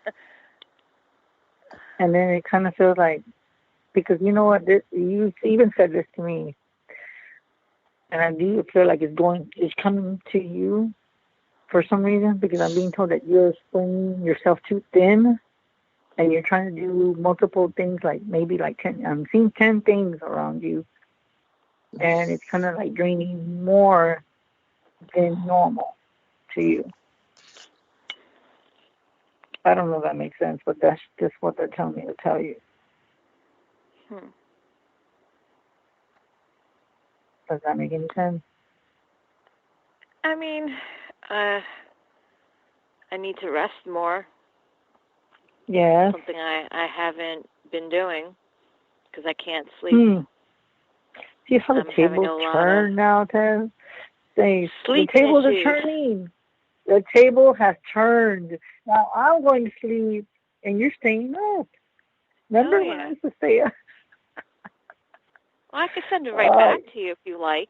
Oh, no, thank you. I want to be... I'm sleeping too now. You know what? I'm fine where I'm at, Space. I'm fine where I'm at. I mean, I can tell you right now, I think out of everyone, you're probably the one, and it's just weird. You're like the one with the, like, you know how like the cartoons were, you know what? There's this one, I can't think of, it's an image I'm seeing. I think it's a comedy show where they get the stick, and whoever gets, I think it's Married with Children, or one of them, where they get the stick, and whoever gets the small stick gets the leftovers, or is left. Oh, yeah. There, like, yeah, they're drawing that's straws. What I'm seeing that with you, like everybody else is there, and like we're getting into it, like we're like talking, and then people are just dropping because everybody's like, okay, you know what, I'm going to bed. I'm tired. Okay, and then I'm going to bed. And then you're just like looking at your messenger, like, really? everybody just goes to sleep and just leaves me hanging. It's like, Well, yeah, okay. I mean, I'm usually the last one out of the group that goes to sleep. And then when I do sleep, I'm lucky if I get at least 2 hours. Yeah. And you know, the thing is, too, I kind of get, too, with that is that you've been having, like, you've been just dreaming weird stuff. Oh, yeah. Very weird stuff. Like, strange things that just don't absolutely make no damn sense. And then you're thinking, okay, well, what am I supposed to do with this information? How am I supposed to make a damn change when I can't even figure it out? So Yeah, exactly. I've been having dreams of people I never saw in my life that I've seen these dreams. So I don't know who they are, what the purpose is of it. And it doesn't make sense because I didn't watch anything to make the dream. You know, like usually sometimes you watch something, hear something, and it's part of your dream. Well, some things that come in my dream are not even what I've watched, because I noticed, too, I've been, not watching a lot of TV. Sounds like me. Yeah, so I've been, just mellowing out lately, I mean, I definitely know, going through a big shift that I've been going through. I know that. Yeah, and then it's weird, too, because everybody's been kind of distant in a way because everybody's either going to sleep or trying to catch up on their sleep. Yeah. And what I've been told with these dreaming that you're having, these people that you do not know are the ones that you probably will be helping or coming in contact. And it's more of, oh my God, this is weird. I'm getting like the medium part of you. These ones are deceased and they're coming to you, and you're going to connect the dots of all these strange people that are coming. It doesn't make sense. But that's what I'm being told, that you're going to start connecting the dots with everyone. So it's going to make it's going to start making sense to you. And then you're going to be thinking, okay, why is all this happening? I think you're going to be doing more mediumship. I want to say that you're going to be doing more of it. But that's what I feel that you're going to be doing from, I want to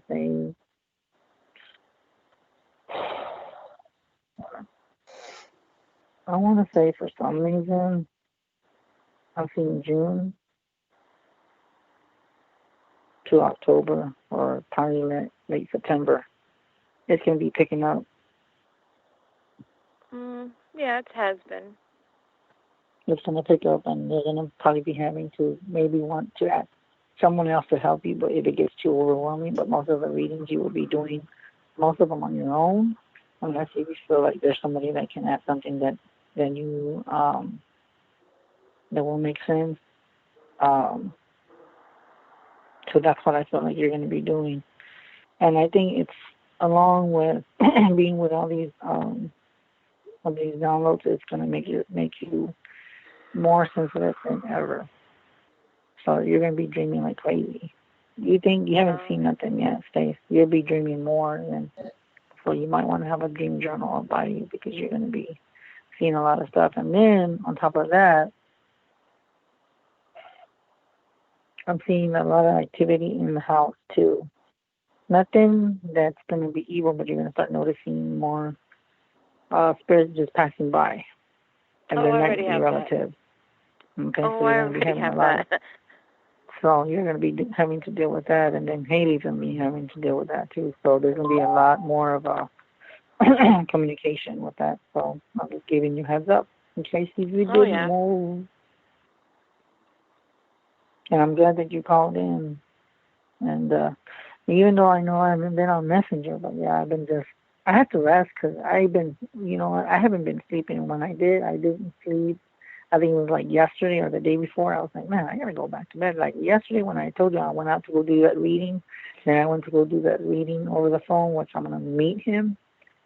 That's going to be kind of interesting because that's a lot of paranormal involved in that apartment. So I'm going to probably be doing a lot of readings within the paranormal. And like I was telling Tessa, I'm looking forward to it.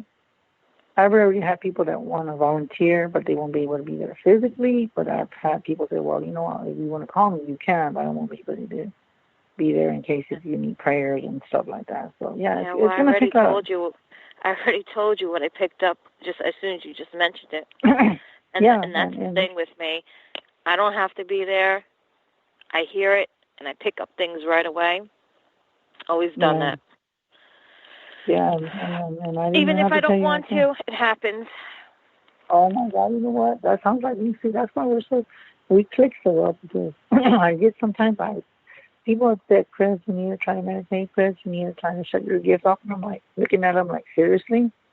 I don't do it, and I'm going to tell you a simple fact why. Because what if some emergency comes and my grandma has to tell me? I'm not going to be like everybody else to turn off that switch because what if it doesn't turn back on? But even at that, I've tried. Even in the past, before all this stuff and being on the radio, I tried doing it earlier, and it didn't work for me. So I said, you know what? I'm not even going to try it.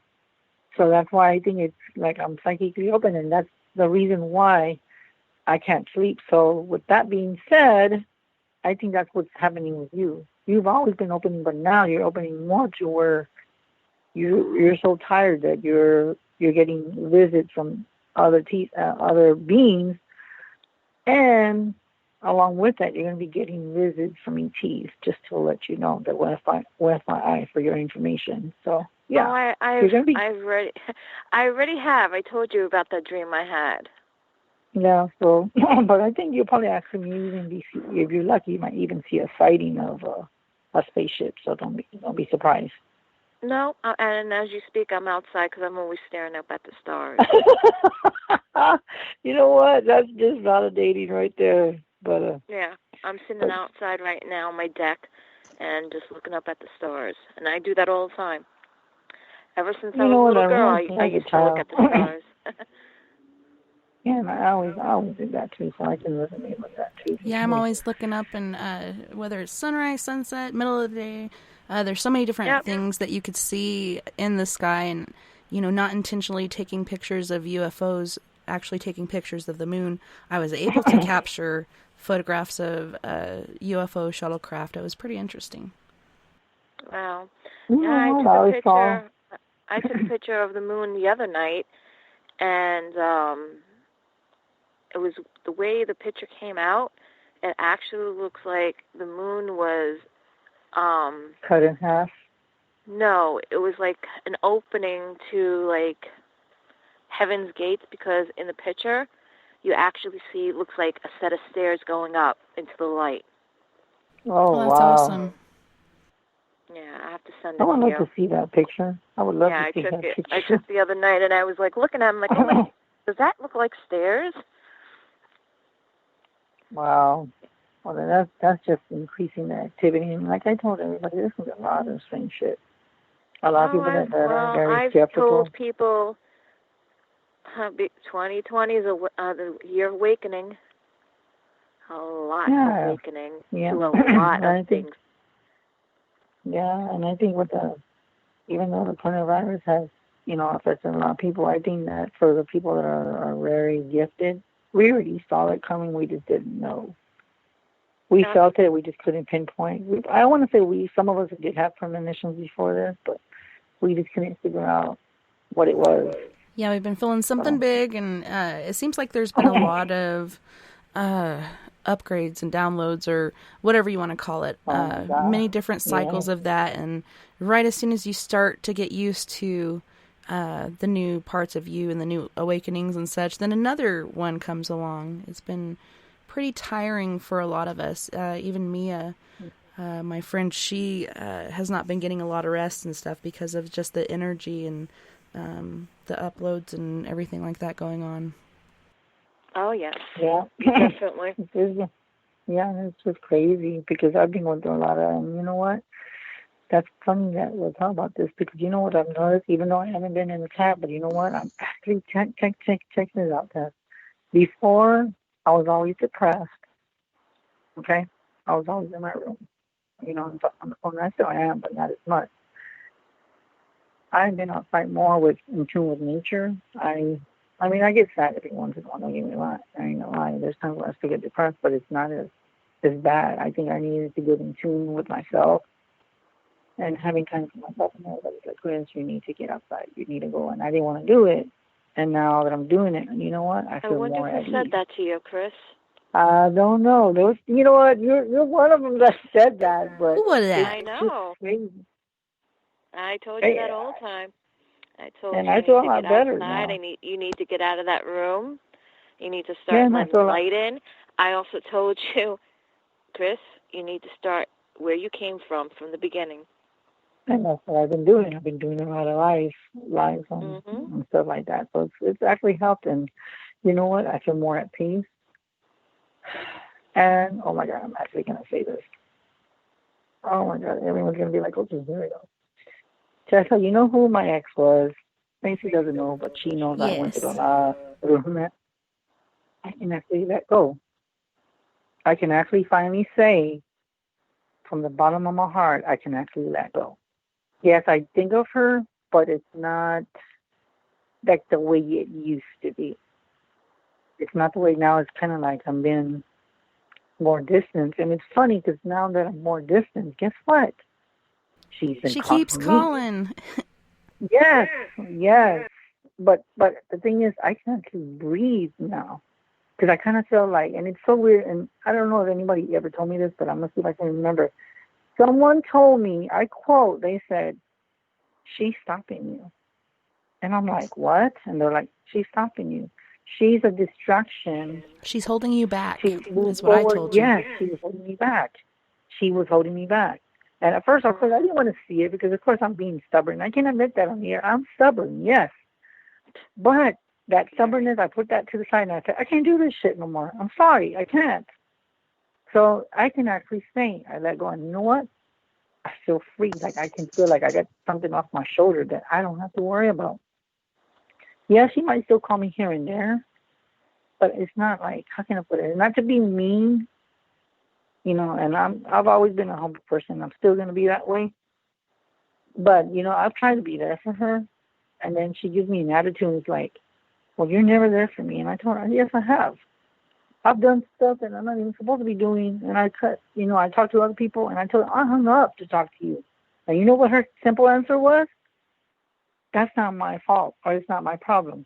So when she comes to me, I said, well, you know what? I return it in reverse. I said, well, what you're going through, I'm trying to help you, but you're not letting me. So if I can't help you, then it's not my problem. Why are you calling me for then? You know what I'm saying? Not to be mean, but it's the truth. If I cannot get through to her and she's hard as a rock, why even bother? And then I think, she gets bored and she wants attention, and I think she gets off on bringing other people down. So, I think she knows that you're moving on, and she doesn't want that to happen for selfish reasons, not reasons that are good for you or her, but I think she kind of thrives on the negative. That's what I've always picked up from her. But on that note, you guys, we do have to go to our second musical break. And on this break, we have Michaelan Hay with Devil You Know and Mirror. And she's from Ontario, Canada. And we have Tracy Cruz from Oakland, California with Electricity and Emotional Love. And then I believe we also have another new track from Michaelan Hay. Oh, man, my thing. Okay, there we go. Nothing But Blood is what it's called. Very interesting title. But you guys don't go anywhere. We'll be right back right after this musical break. Yeah. So, but you know what? Your troubled heart bleeds like a river. It's rushing towards fields painted greener. It doesn't see the demons behind, praying you're getting close to the line, so they can get their hands on love and trade it off for silver.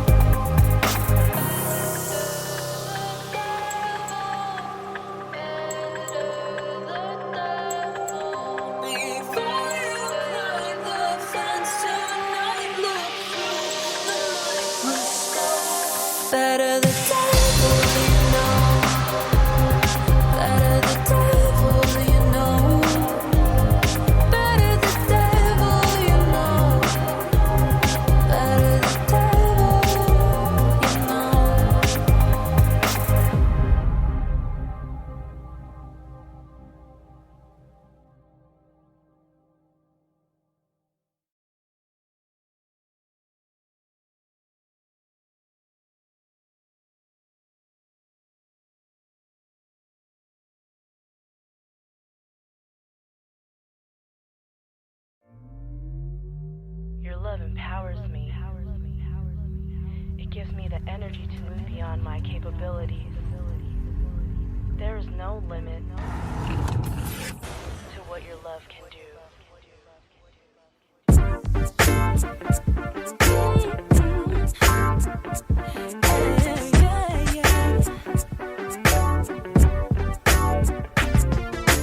I feel chemistry whenever you're close to me, and I cannot explain your energy, 'cause you're pulling me like gravity. It feels so strong, I cannot escape your electricity. This rush keeps flowing through to my veins. This feeling's insane, and I can't explain. I will never be the same. I will never be the same. Rush keeps flowing through to my veins. This feeling's insane, and I can't explain. I will never be the same. I will never be the same. Physical attraction holds us like a magnet, and I cling to you like static, and I can't let go. Your love is so dynamic, makes me a fanatic, got me feeling ecstatic. Will my heart come to this rush flowing through to my veins? This feeling's insane, and I can't explain. I will never be the same. I will never be the same. Rush keeps flowing through to my veins. This feeling's insane, and I can't explain. I will never be the same. I will never be the same. Rush keeps flowing through to my veins. This feeling's insane, and I can't explain. I will never be the same. Straight right through your heart.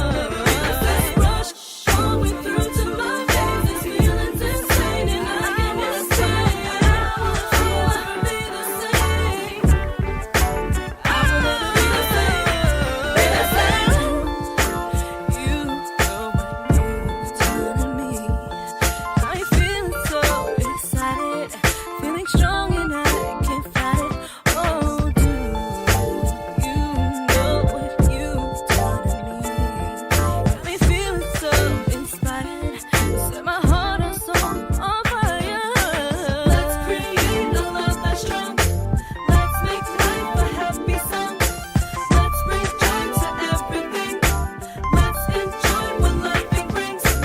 Let's create a love that's so strong. Let's make life a happy song. Let's bring joy to everything. Let's enjoy what life brings. This rush keeps flowing through to my veins. This feeling's insane, and I can't explain.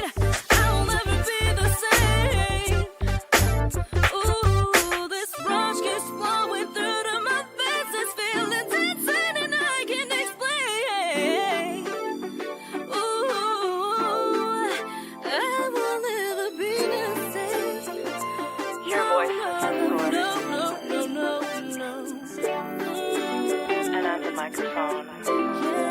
I receive what you say to me. I will never find someone else like you. You make me feel so good in your love, like some my heart, like electricity, electricity. I will never find someone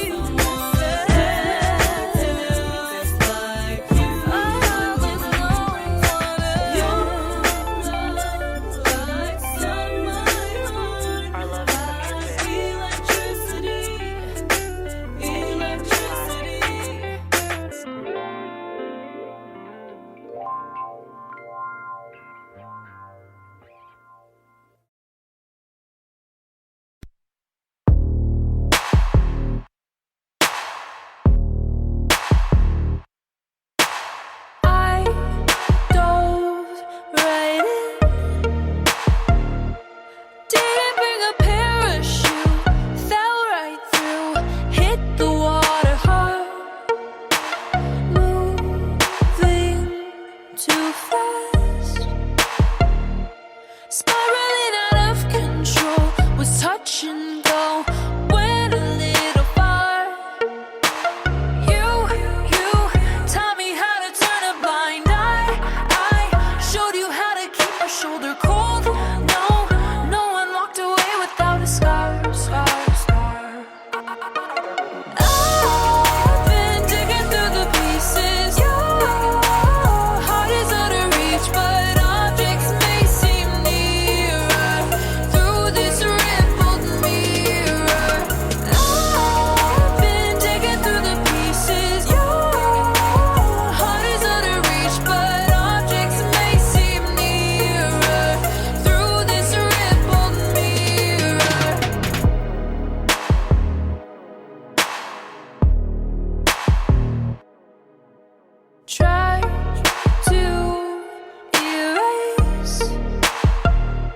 The ink that's left upon my chest, I'll attest. I don't really wanna forget to forget you. Taught me how to turn a blind eye. I showed you how to keep your shoulder cold. No one walked away without a scar. I've been digging through the pieces. Your heart is out of reach, but objects may seem nearer through this rippled mirror. I've been digging through the pieces. Your heart is out of reach, but objects may seem nearer through this rippled mirror. You taught me how to turn a blind eye.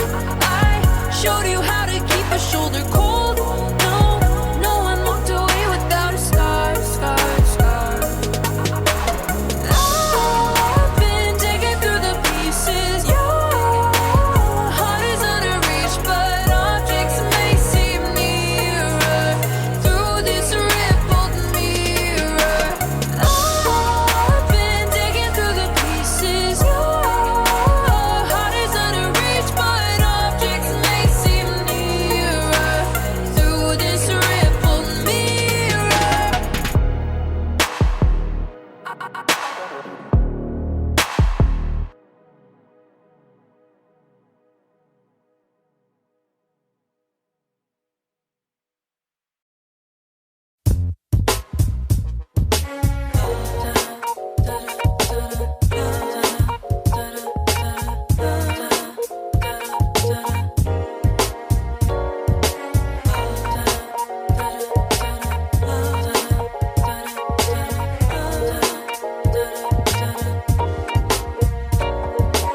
Boy, I don't know what to do. My heart is so confused. In the past, it's been put down, it's been shattered, and then I'm left without any clue to know the real truth about what I found. But with you, I found my common ground. Your love makes me emotional, 'cause you're the one that makes me feel emotional. You make me feel that love is real. 'Cause you're the one that makes me feel. Ever since I was young, my mom said love makes you strong when everything goes wrong and you can't go on. I believe the love you have for me surpassed infinity. That's why you're all I see. Your love makes me emotional, 'cause you're the one that makes me feel so emotional. Love is real, 'cause you're the one that makes me feel. Your love makes me emotional. Your love, 'cause you're the one that makes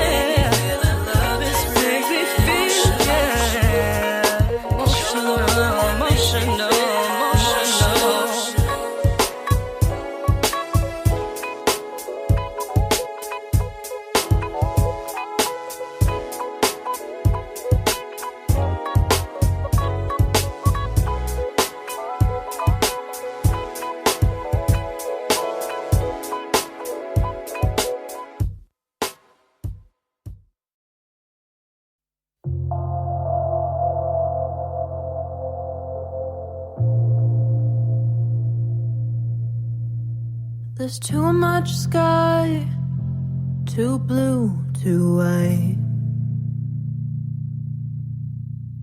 The birds on the wire are singing, but I don't know why. Why aren't the roses hanging their heads? They're standing straight up, blooming instead. Now that we're apart, there's nothing but blood in my heart.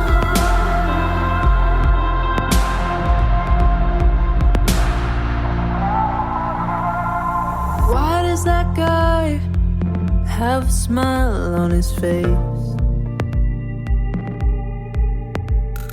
Why is the sun even shining today? Why are the headlines talking about love? Don't they all know what happened to us? Now that we're apart, there's nothing but blood in my heart.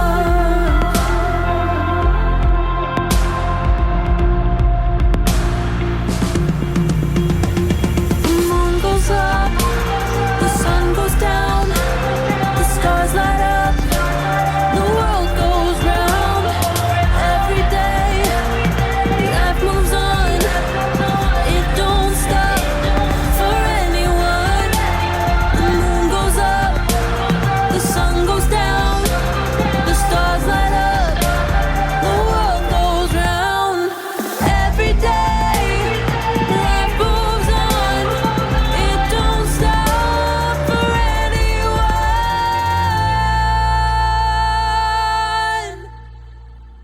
Now that we're apart, there's nothing. Now that we're apart, there's nothing but blood in my heart.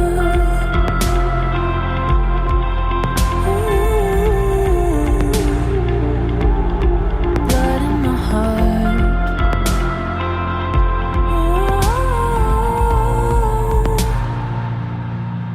Blood in my heart.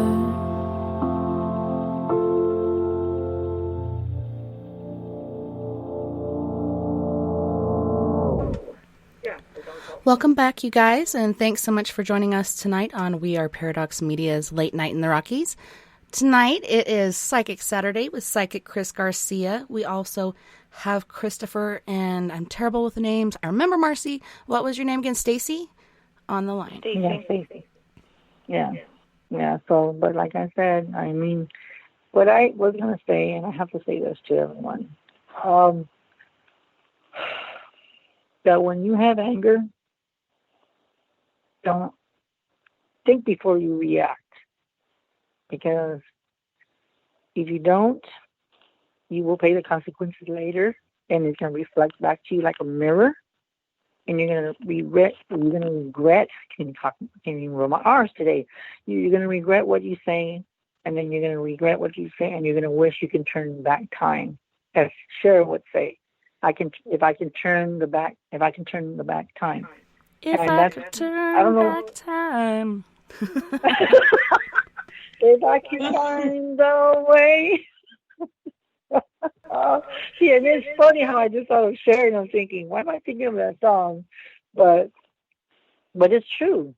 If you can turn back time, I think you would fix it. But what is done, it's oh my God, I can't believe I was just going to say that. Locked and sealed. It's almost like when you hurt somebody, their heart was loving, but then when you hurt them, they locked it and they sealed it. Does not mean that they're harsh and they're evil. It's just that you took that part of them and you took it with you. Does that make sense? Don't ask me why I said that, but that's what I was told to say. Yes. And then it goes back to what you said, Tessa. If I can turn back. Yeah, so I love that song. I love that song. That's one thing I love from Cher. That song actually fits what I just said. If you can turn you can turn back time. Now, if that was even possible, if people can turn back time, I think everybody would probably go on the time machine and say, you know what? I want to see how I looked when I was 10 years old. How was my hair then? Or how did I look with my eyes? Or I didn't have no wrinkles back then and stuff like that. So when you turn back to the time, that's one thing you're going to ask yourself. If you had a chance to turn back time, would you go back? Maybe to go back and see what you did, and maybe you can correct it. But as far as like your looks, no. I think I would just go back into times when I could see just everything I've done, and then just reflect back on how much I've grown. That would be the only reason why I would, just to see how my life would be, just to see how everything from time I started walking, and yeah. So, but that's just my if you turn back time and you change things and you make different choices and decisions, then different things happen and you don't learn the lessons that you've learned. Mostly, when you think back on time and how you would like it to be, you wouldn't really learn the lessons that you've learned through these different experiences, no matter really how hard they are. Yeah, and that is true. It's very, very true. And that's one of the evilest things ever, is having anger and having rage. That's one of the most. And see, when I think of rage and I think of anger, I think of red. I see like almost like blood red, but a darker red. When I see that, that's like the worst emotion ever when it comes to when you hurt someone, is rage and anger. Now, when I see sadness, I see more of I want to say like a yellowish. You know what? Let me take that back. Sad is more of a blue, like a dark blue color. That's when someone's emotion is more of a bluish thing, because it's like you hurt them in that aspect. So every emotion has a different aura color to it. Don't ask me why I'm talking about this, but red is anger and rage. Sadness is the aura color blue, and happiness to me, I would say it's either like a yellow, or even a gold, or even white. And those colors top all the other colors that I can think of, unless if I missed any colors. Does anybody disagree with what I said? You're right. No, when it comes to jealousy, I see green. When it comes to jealousy, that's the first color that stands out, is green. Jaded. Yeah. It's like, well, yeah, that could be like, yeah, it could be, but depending on aura, we're talking about aura. But if you're talking about like properties of colors, like rose quartz, it's more like a lightish pinkish color. So if you want to talk about quartz and stuff, now that's a different aspect in colors, because colors in the clear quartz and the rose quartz, the amethyst, it's totally different from emotion. So in other words, the clear quartz and amethyst and rose quartz are totally different from the emotions. It's almost like they're flopped. They're like switched, so to speak. You know what? I don't even know what brought this up, and I can already hear y'all saying, "Why are you talking about this?" Honestly, I don't know. That's just how I am. I go with what my guides are telling me. Maybe tonight we're going to talk about auras. That's probably why I brought it up. So, and speaking of that, knowing that I'm in this very good state of mind, I want to see, or anyone can tell me, what color do you see when I talk about this stuff? What color do you see around me as I'm spreading this knowledge? Does anybody have any colors in mind? And see if it resonates with everybody, if they have the same color. Yeah, blue and yellow. Okay, you said blue and yellow? Okay, that's it. Tessa, what about you? Gold. Blue and gold. Okay, says blue and gold. So there's two people that said blue, and you said gold. Okay, Stacy? I see a bunch of colors around you, Chris. But which ones are the ones that stand out right now? Nikki says blue and green. Yeah, I was just going to say, she took the words out of my mouth. I was going to say blue. I do see green. And I do see like a palish color. Which means, well, what pale mean to you if you saw pale? Because I've never heard of a pale color. It's like a... It's not like an all pure? white. It's like a... It's not platinum. It's like a pale... To me, I would say pale color. It would be like, it's not pink. It's not like silver color. Almost like, okay, best way to describe it, rose quartz color. You know how it has like that pale pink, like a pale color, like a pale? That's like a pale, what I see, like with you, like a pale color. Oh, okay. Well, that makes perfect sense. Makes perfect sense. That makes perfect sense. And what did you say? Tess, you said platinum, right? You know what? When you said platinum, you know what's the first thing I saw in my head? And you're going to laugh. When you said platinum, the first thing I thought was a Tin Man in The Wizard of Oz. For some reason, I thought of the Tin Man because he's like kind of has like that platinum. What is that color he's made out of? It's not gold. It's more like a silver, like a grayish. Yeah, and that's what I kept thinking. Most people would think he's not silver. They're gonna think he's gray, but to me, I see him as gray. People would see him as gray, but I see him as silver. So, yeah. Well, he always did keep his tin polished, so he was nice and shiny. Yeah. You know what? I think with that being said, I think we would just it makes perfect sense. So, yeah, so it makes a lot of sense when you look back at it because it does resonate with everything I said. It really makes perfect sense. So, yeah. Oh, God, are you kidding me? Hold on. I can't remember. Can you still hear me? Okay. I was just saying, I was just freaking out because thinking about something.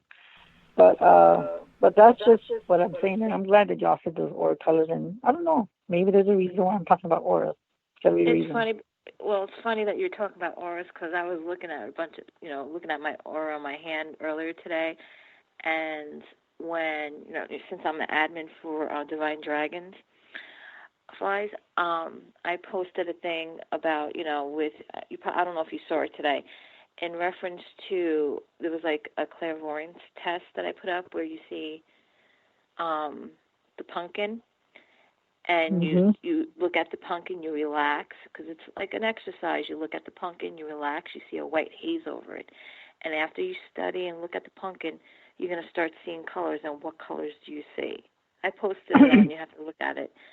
Wow. And a lot of people were looking at it, and a lot of people saw blue.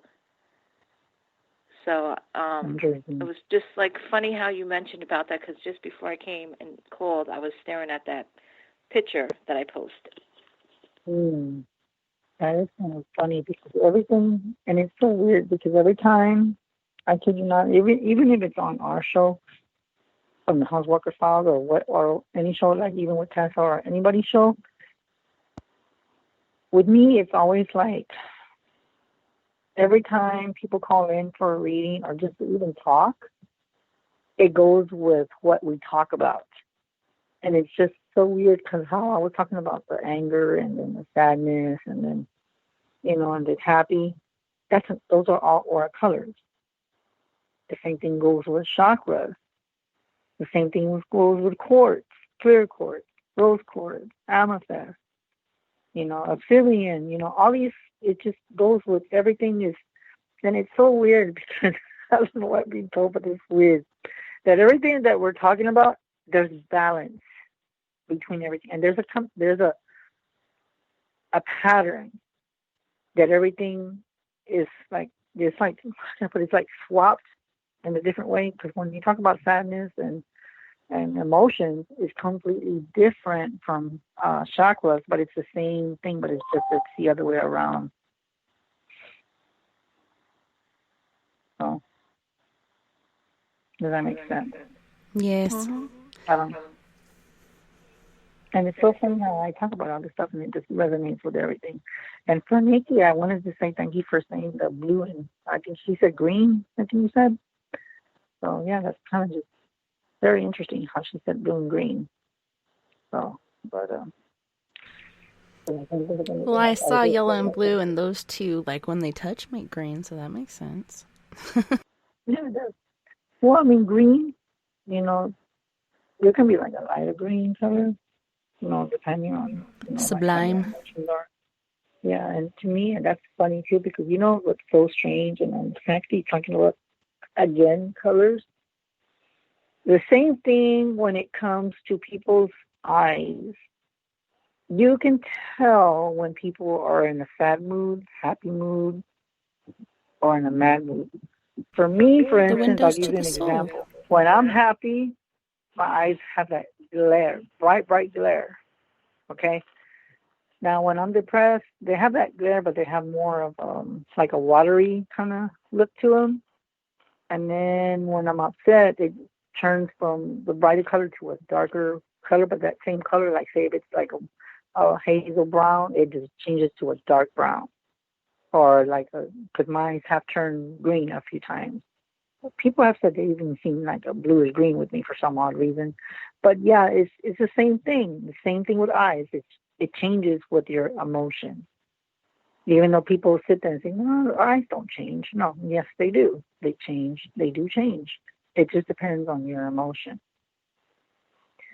you know, and stuff like that. And and then that's another thing too, that when I've known for many people that when they look in my eyes and they have like a real bright glossy color and they see their reflection, I've told people to try to read me and they'll say, you know what, Chris, I can't read you. And I'm like, why? They go, because you have this glossy look to where I'm seeing my own reflection off your eyes, and I sit there and laugh. And they'll tell me, why are you laughing? It's because I don't tell them, but in my mind I'm thinking, okay, well, if you see that, then my subconscious is telling me not to trust you. So I put a block over my eyes and I don't let you read into me. Now, if I let you, then you'll be able to see through my soul. But if you don't, it's because there's a reason for it. Because I have my guard up. And it's funny how we're talking about colors. I don't know what, golly. Oh my God. It's hilarious when you really think about it, because everything is meant to be, and everything is in divine time. And maybe tonight's show is about colors, and there's going to be something that we're going to figure out, and we're going to think about it at the end of the show. And we're like, why was he talking about colors? And everyone that's listening, and even at the Skype party, they're going to be thinking, okay, you know what? He does make sense. Tessa does make sense. Stacy makes sense. And Christopher makes sense. So when you put everything together, you put it in a puzzle, and then you figure out why we talked about it. Maybe there's something that we're going to see, something to do with colors. I'm just saying. I don't know what y'all think, but yeah, that's just weird. So, if I can turn back time. Oh, okay, sorry. I have to do what Tessa did.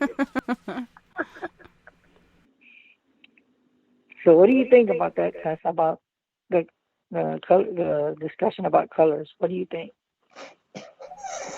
I think it's interesting, like you said, the different energies or feelings or auras and whatnot. People do have auras. Like, I've even seen the other side with auras. My mentor was one, and then I wasn't really able to see my uncle, but I could see his aura. You know what I mean? So it was like an outline of him, but I knew who it was. I could tell by his stature and like how broad his shoulders were and stuff. But it's really cool, and everybody does have those. And sometimes, have you ever seen somebody that had like a little missing piece of their aura? You know, it's funny you say that, because I haven't had my aura done. The last time I did that was probably about maybe like 12 years ago. And I kid you not, when I had gone to this metaphysical store, and it's weird because I didn't know how I would look, you know. So I had gone to make an appointment, and I told the guy, I said, "Where is your aura? To see what your aura is." So when I went, I stood in front of the computer, and I was sitting there, and I'm thinking to myself, like, how in the world am I supposed to see this aura through this computer? So on the right-hand side, he had put it was like made out of wood. And what he did is put my fingers, there would be little, I guess like little round things on it. So I stick my finger in there, just relax and just don't try to move so much. So when I put my fingers in the shape of the hand, I put my hand on top of it, and all of a sudden I see the color of my aura. And I kid you not, when it printed it out, I looked like a damn egg, like an egg. And the color that I saw at that time when I got my aura done was more of like a greenish lime color to it. It was like a bright, bright green. And so, and he said, well, you can see your guys, you tap into them. And I posted that on my old Facebook, which I don't have access to that password anyway. But I looked at my aura, and I'm thinking to myself, damn, I look like a damn egg. Like, because that's what it is. We're sheltered with an egg over our body. So when you sit in front of a computer, that's when you look like you're like, the way to describe that aura is like a shield over you, but it looks like a shape of an egg. And I look like a green egg. So, yeah. That's funny that you said that, because my friend Mia, she had said something similar to that. Like, when you come through the veil, it's a dangerous thing, and somehow your mother forms a shield, or you have a shield as well, that when you come out, it's like egg-shaped, she said. But, or just a shield or a barrier between you and the spirit world, so nothing tries to attach to you or whatnot. And that being different reasons that children can be possessed is because they didn't have one of those. But it's pretty interesting you said that. Made me remember what Mia had said. So Nikki was wondering, what does it mean if somebody is missing a section of their aura? There's probably going to be like a change or something that's telling me that they're traumatized with something that they can't cope with, so that it breaks the aura into like it's cut. That's the way it's cut, like the aura part of some part of their body is cut. Of like, say if their aura, if they can't see it down to their leg, then they must have some kind of pain, or something's going to change with the aura color. So like for instance, if you have pain, your aura is going to change. It can change from like say like if you're like a yellowish, like you're very happy and you're energetic, and you say all of a sudden you got a pain on your leg, you're more likely going to get the color red, because the red symbolizes pain. So you're, on the inner colors of your aura, you're going to have like a reddish color. So it might be like pain, and that's a perfect example of like, when you're going through pain, you're going to see more of a redder color when you're going through some kind of pain. Because that's what I'm being told, that when you go through pain, you're going to see like a red I've also seen certain people that have those missing portions of their auras that have spiritual parasites or attachments. Or they could be really, really depressed or have some sort of something going on. It's generally negative. But yeah, parasites. Yeah. And it's just kind of interesting how it resonates with everything we're talking about, because that's what makes sense. Because when you see, and this is what people have said, that when you're a good person that sees aura, you can use that gift when it comes to, because I had a friend that I don't talk to him no more. It was like a friend that was on one of the kids shows I used to watch. He was a good friend of mine. I became friends with him. And most of them that have a psychic ability, they can use it in the medical field, or in a way to where if you're a person that sees auras, you can see like if they have chronic pain or back pain, you're going to be able to tell. You can just put you can use Reiki over it, and you can just put the energy of that pain, and then you'll start noticing the colors start getting of the color that they're going through. You're going to start changing. You're going to start seeing the colors different. If that makes sense. Yeah, and you can use it with Reiki, and you can also use it with energy work, is what I would call it. And that's how you can do it too. Now, the colors, like say if somebody's at the hospital and the colors are bright, then they're okay. But if the stars colors start getting dimmer and dimmer, that means it's because if they don't have, okay, I said okay, that my mom is down. Sorry, guys. That the color is kind of like a dimmer color, then that means it gets dimmer and dimmer. And once you see where it's no color, that means that they're about to pass. So that means that that's the life force. I can't believe I just said that. The life force of who you are. Once that life force is gone, the person is just in a casket. They don't have an aura no more. And that's where, and it's so weird. I don't even know why I'm bringing this up to you. It's like funny that we're talking about auras. Once that life force of your color around your body is no longer there, that life force comes out of your body and it turns into a circle, and that's where the orb comes from. And then you just float near. You're just energy. Nikki asked, what about a black aura? Then that means, to me, I would say that they have kind of like I don't know why I've been told rebel, but it's been taught rebel, or they have like some kind of like I don't say negative, it's like they just want to go through they went through trauma. So if they come out like black, then that would mean more of, it's not that they're evil, it's just that they had a lot of trauma in their life. So more likely if they come out with a dark black, then yeah, that would mean that they went through trauma or they went through a lot of stuff in their lifetime. Now, it's funny you're talking about that because in my head, I heard something about gray. Gray is something similar to black, but it's more of let me think. Hold on. I'm trying to figure out what's the term because they're talking too fast. You need to slow down. Everybody's talking to me so fast. Hold on. I'll catch to you in a second. Okay, with the gray color is more of similar to the black, but it's more of kind of having mixed emotions. And I'm being told that some of the gray is kind of like they have kind of like regret. They have a regret that their life was cut and being told that they were not ready to go. That's why I'm told that's why you would see gray, because they were not ready to go. So, kind of interesting.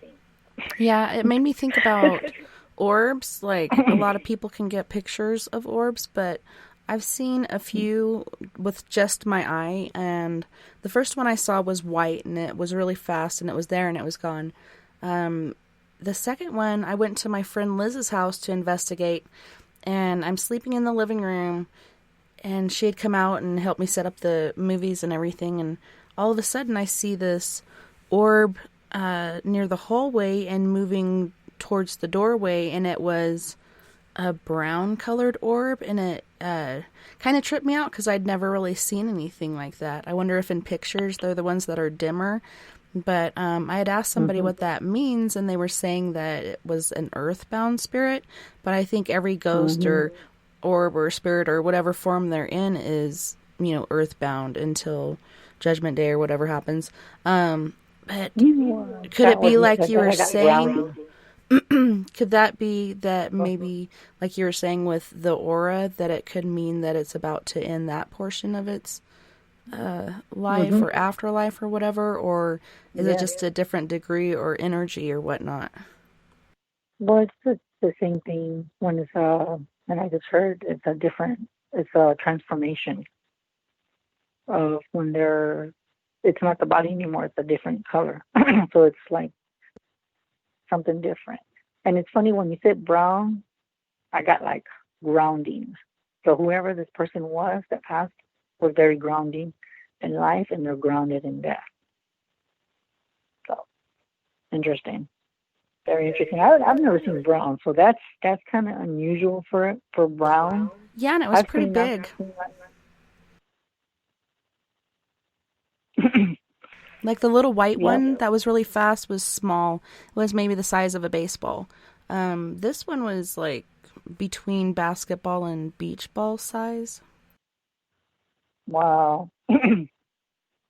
You know what's so funny too, and I kid you not, that when and it's so weird because now I'm talking about something else, and it's so weird. Everything's just coming out the way it's supposed to tonight. With the orbs, that say like if you do an EVP, that orb will come, and so you have a voice recorder, the orb will pass right in front of you, go into the device, whatever you're using.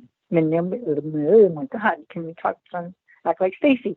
It manipulates things with the EVP, or if it uses or manipulate the K2 meters. So what's funny is that the aura will manipulate whatever you have around you, even to where it manipulates the dowsy rods. It'll manipulate the spirit box, and manipulate everything. So whatever that orb or that person has to say, they pass right by you, and they'll go into the device and talk through that device using their energy of their orb. And then once they say what they got to say, they just go this like real quickly, like a spaceship. So that's how they communicate. Don't ask me why I was told to say that, but that's what they're telling me to tell you. So in case anybody wants to know. Tater Baker in the chat room said, brown for me is confusion or lack of confidence. Wow. So that's what I picked up. So, but it is kind of interesting. And then it's another thing, and this is even in the paranormal, when like your house is haunted. I kid you not.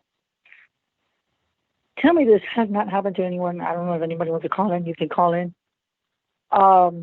When the orbs pass by, like say if a cabinet opens, it'll be like, I say about 2-3 seconds. You'll see an orb just pass right by, and your cabinet will open. Or another good example is like you hear footsteps, you see an orb going up the steps. Or if not, you hear like you're in your room, you hear something like, and you hear the door, an orb passes by. And most people don't see orbs with their visual eyes. Sometimes you can see them in the corners, just like the spirits do. But orbs rarely, ever, ever, ever come in front of you. But if you catch one, that's very rare, because they usually show all around you, but it's very rare to see one in front of you. If that makes sense. Yeah, I've only seen them a couple times, but no, actually 3 times. Another time we saw one at one of our teammates' houses, Mel's house. She called it the Bat Cave or something like that. I can't remember what she called it, but we had seen it a couple times. The first time I saw it was at her front door at the base of the stairs that go upstairs. There was a little blue orb there, and I wasn't the only one that saw it, but she had all kinds of activity in her house. Yeah, we called it the haunt, but that's where we'd meet and go over our protection practices and different things like that. Wow. That is amazing. And it's so weird because it first started off with the colors to quartz and then chakras, and look what we're coming out with orbs. See, so everything is meant to be the way it is. It's because this is what we're supposed to talk about. And like I said, there's something that we're going to find out, I want to say within 2-3 months from now. And we're going to remember something about auras or colors or something to do what's going on. So I want you to pay attention. My voice is messing up. I want you to pay attention because there's a bigger message with everything that we're talking about. Nobody knows what it is. I don't even know. I'm just being told to relay the message. So as y'all are researching it, I'm going to be researching it too. So hopefully we'll figure out why I'm picking up all this and why we talked about it. But there's something. There's something. Nikki in the chat room was saying that she has bells on her curtain, and the bells ring when there's no wind outside nor heat on, but when orbs are around, the curtains open up somewhat. I also saw an interesting video when my sister was working at the 7 to 11. They had activity there too and would hear voices.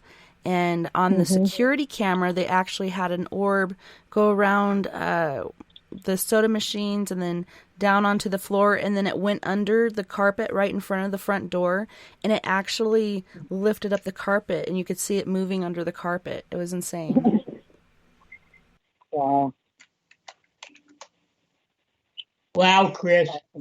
This came up randomly. You know how things can call you to buy something or rent something? I just posted it to your chat. I'm looking at it right now. Hold on. On Facebook. But that's weird. Okay, well, that is weird. But like I said, there's a reason why we're talking about it. And it's so weird because I know everything that we're saying, it goes hand in hand. There's a connection somewhere. That's about adjustment to different places, isn't it, for me? Yeah, there's a connection. We just got to figure out what the connection is. Yeah. There's a connection somewhere. And there's no, and it's funny because there's no such thing as mistakes. Absolutely no mistakes whatsoever. No, everything happens for a reason. No matter how good or bad, it happens for a reason. It's just hard to see it at the moment, but you see it later on. Yeah. Mm-hmm. I know, and we're going to find out what it is. And it's so funny because when I was talking, I was doing the Stacy. I said, man, I can't even see manipulating anymore. I said, I can't use it with my arms. But sometimes when I'm thinking of a word, I'm like, damn it, what's that damn word again? Stacy has a lot of that. You know, and we all get tongue-tied. I just hate when that stuff happens.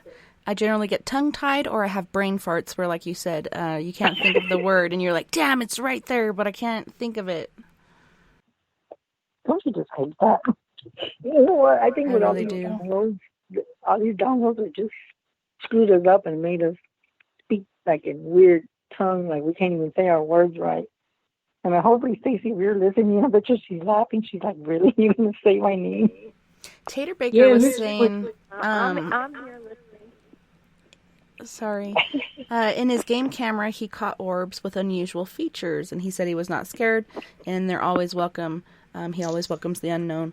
But it is true, like when you do look in pictures, sometimes you don't see features, but a lot of times you see facial features like eyes, nose, mouth, smiling, screaming, wailing, whatever. Or even hair sometimes. You can see the hair or what they're wearing.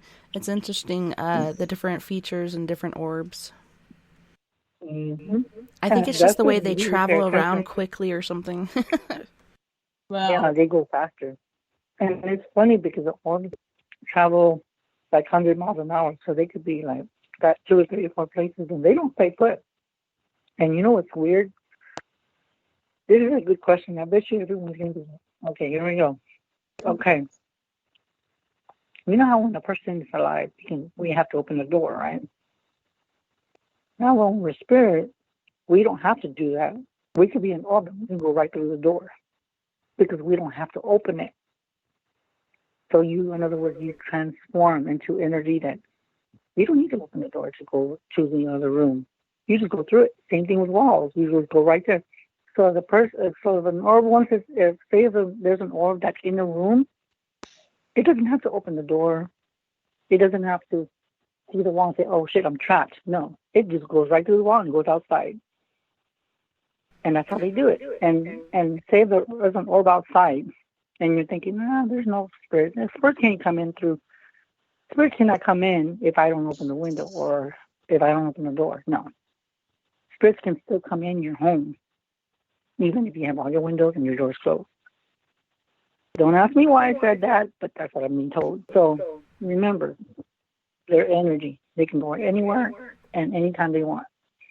Yeah, that's what my mom said to me on the Ouija board.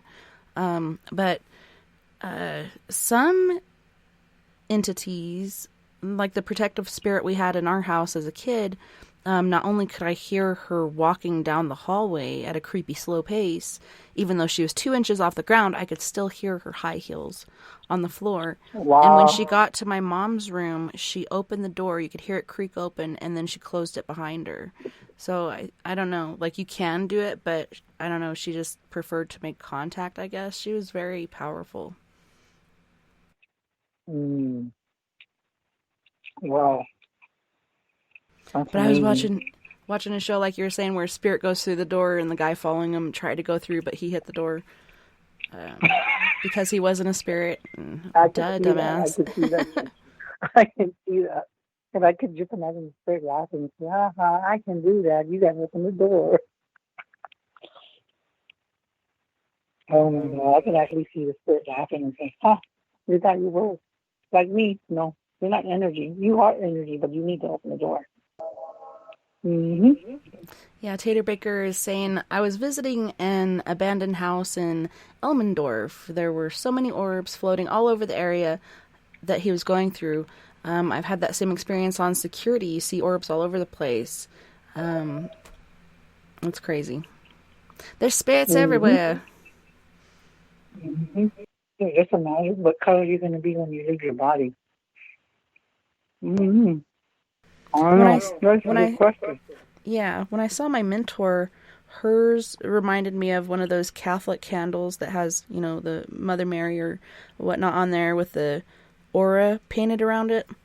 It was platinum with different colors of blue. It was a sky blue and then like a darker blue. Yeah,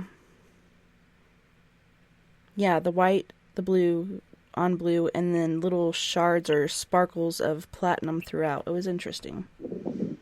And that was day one, like right after she had left her body. She was insanely in tune with the other side.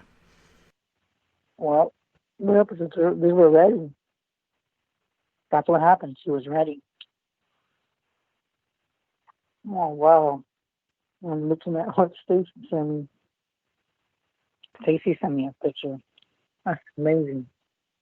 Yeah, thank you, Stacy, for sending that. But it is kind of interesting that we're talking about orbs because there's something going on, and you know what they're saying? Oh my God, this is so weird. I feel sorry for all the people that died because you know what I kind of get?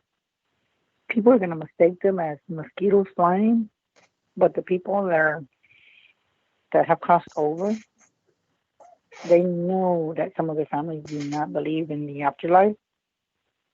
So, if you're very in tune with a lot of people that have lost a loved one with a virus, I'm letting everybody know that's very in tune. Don't be surprised if you talk to somebody that died with the coronavirus. So just be aware that we might be contacted by people that are related to someone that you might not even know. And as a matter of fact, while I'm saying that, I might just tell you something, Stacy. Everything you're dreaming about, I wouldn't be surprised if one of those people died from the disease. So keep that in mind. Wow.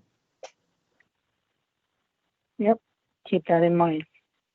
Well, and either way, when you're gifted, you're kind of like a beacon or a magnet to the other side. Oh my God, yeah, they realize that you can hear them or see them or communicate, and they're like, hey, I'm coming over to your house, and you got to somehow set your boundaries, which don't always work, but it can get crazy sometimes. I know. Mm-hmm. Yep. Because they get the messages up there and say, hey, you know what? Let's go to Stacy's house. It's like gifted people. And you know what I said when I said that? You know what I just heard her say? She goes, no, don't come to my house. Go to Chris's house. I heard that, Stace. I heard that loud and clear. So, yeah. But, yeah, but no matter who they go to, they're going to talk to the regarding if we don't even know them. They're going to be like, hey, can you talk to me? They're going to tap on your T-shirt and be, hey, I'm talking to you. So, yep. So it is kind of interesting. And as always, Tessa, I'm glad that you had me on because tonight's very, very different and interesting at the same time. Yeah, it's very different than what we usually do, but I've been enjoying myself, and I hope everyone else has as well. I have as well. I know. I have too. Because it resonates with everything we talked about. And I heard that, Stacey. You know what? Just that, I'm going to send some people your way. Did you hear me, Stace? All their luggage. Stace, did you hear me? Yes, I hear you. No, I didn't hang up. It's just I have people being loud over here. No, but when you were talking about spirits coming, you know what? The first thing that came to my mind, and everybody's going to laugh about it. Remember that scene in Ghost with Whoopi Goldberg, where everybody came when she found out she had abilities, and all the ghosts came, spirits came into that one room. They're all lined up. Yeah. Yeah. Yes, I can relate to that. They're always lined up in my room. I always hear them walking around. I hear them yelling in my ear. Oh, no. And that's another reason why I don't get any remember there sleep. was this one where, I hope that, God, that they don't do the same thing in that movie where there was one man, he went into her body and then I don't know how she did. She punched him out and she goes, don't you ever do that. All right. Don't touch me like that. Yeah. You didn't even get permission. Man, they've been ready to do that to me because I'm like, ooh, I don't want to feel you touch me and be inside of my body. Ooh, that's just thinking about it, just makes me sick. I'm like, don't you do that? Yes, but I can relate with that because I had a spirit walk through me, and it's not a fun feeling. No, like Chris said. A freaky feeling. Yeah, you can feel sick, nauseous, so many different things that you can pick up on when a spirit does do that. But we are in our last 5 minutes, and I just wanted to thank you, Chris, and of course, Stacy and Christopher for hanging out tonight on Late Night in the Rockies on We Are Paradox Media. I really enjoyed hanging with you guys and hearing your input and information, and I'm so glad you could get through, Stacy, and get your reading. I know, it was fun. Stacy's always fun. Yeah, she always picks on me, and I always pick on her. Always pick on her. That's okay. She's got to keep you on your toes. Well, Chris, do you want to tell our listeners? What are families for? Right? Well, if they want to get a hold of me, they can reach me at Chris Psychic Garcia on Facebook. They can reach me at 210-974-3470. Again, 210-974-3470. Oh, and by the way, you can see us on Mondays and Fridays on the Global Enlightenment Radio Network on the House Worker Files. And thank you, Tess, as always. I love you all, guys. Stay in the light, be positive, and don't be dumb. Please, don't be dumb. Don't be dumb. Use your damn common sense. I know it's not a flower that grows in everyone's garden, but come on. Act like your mama raised you right. But thanks again for coming on, you guys. And I wanted to remind you that we have Sleepy Dave Davenport on the weekdays with Time Slip Cafe. I wanted to thank our sponsors, Kevin McDougall, Del Elson, Jim Morris, Mia Savage, and our musical host, Quest, who was actually on the show not too long ago, and I was on his show too. It was really fun hanging out with him. But thank you guys, all of our friends on We Are Paradox Media's Facebook, Spreaker, Twitter, Periscope, iHeartRadio, and wherever else beyond the Omniverse you are listening tonight. I had a wonderful time this evening, and I can't wait to do it again tomorrow night when we have Dave, aka Gutter Gawker, on the show. And the title for that show is Looking to the Sky with Gutter Gawker. We're going to talk about those damn Allens and their UFOs. But you guys, don't forget, we are all in this together. Together we can make the world a little better, and together, my friends, we are Paradox Media, because without you, there is no us. And if you'd like to join us on the Skype after party, look us up, Tessa.N.Thomas30, or you can give us a jingle at 970-335-9596. If you don't get through, I will call you back. Look for that 426 number. Until next time, you guys, nighty night, love and light. I hope you guys have a wonderful rest of your Sunday, aka, woo, that's loud. Yeah, Saturday night into Sunday for those of you across the pond. We're creeping up on the next day. Hope to see you guys tomorrow night, as well as at the after party. Come hang out. Yay!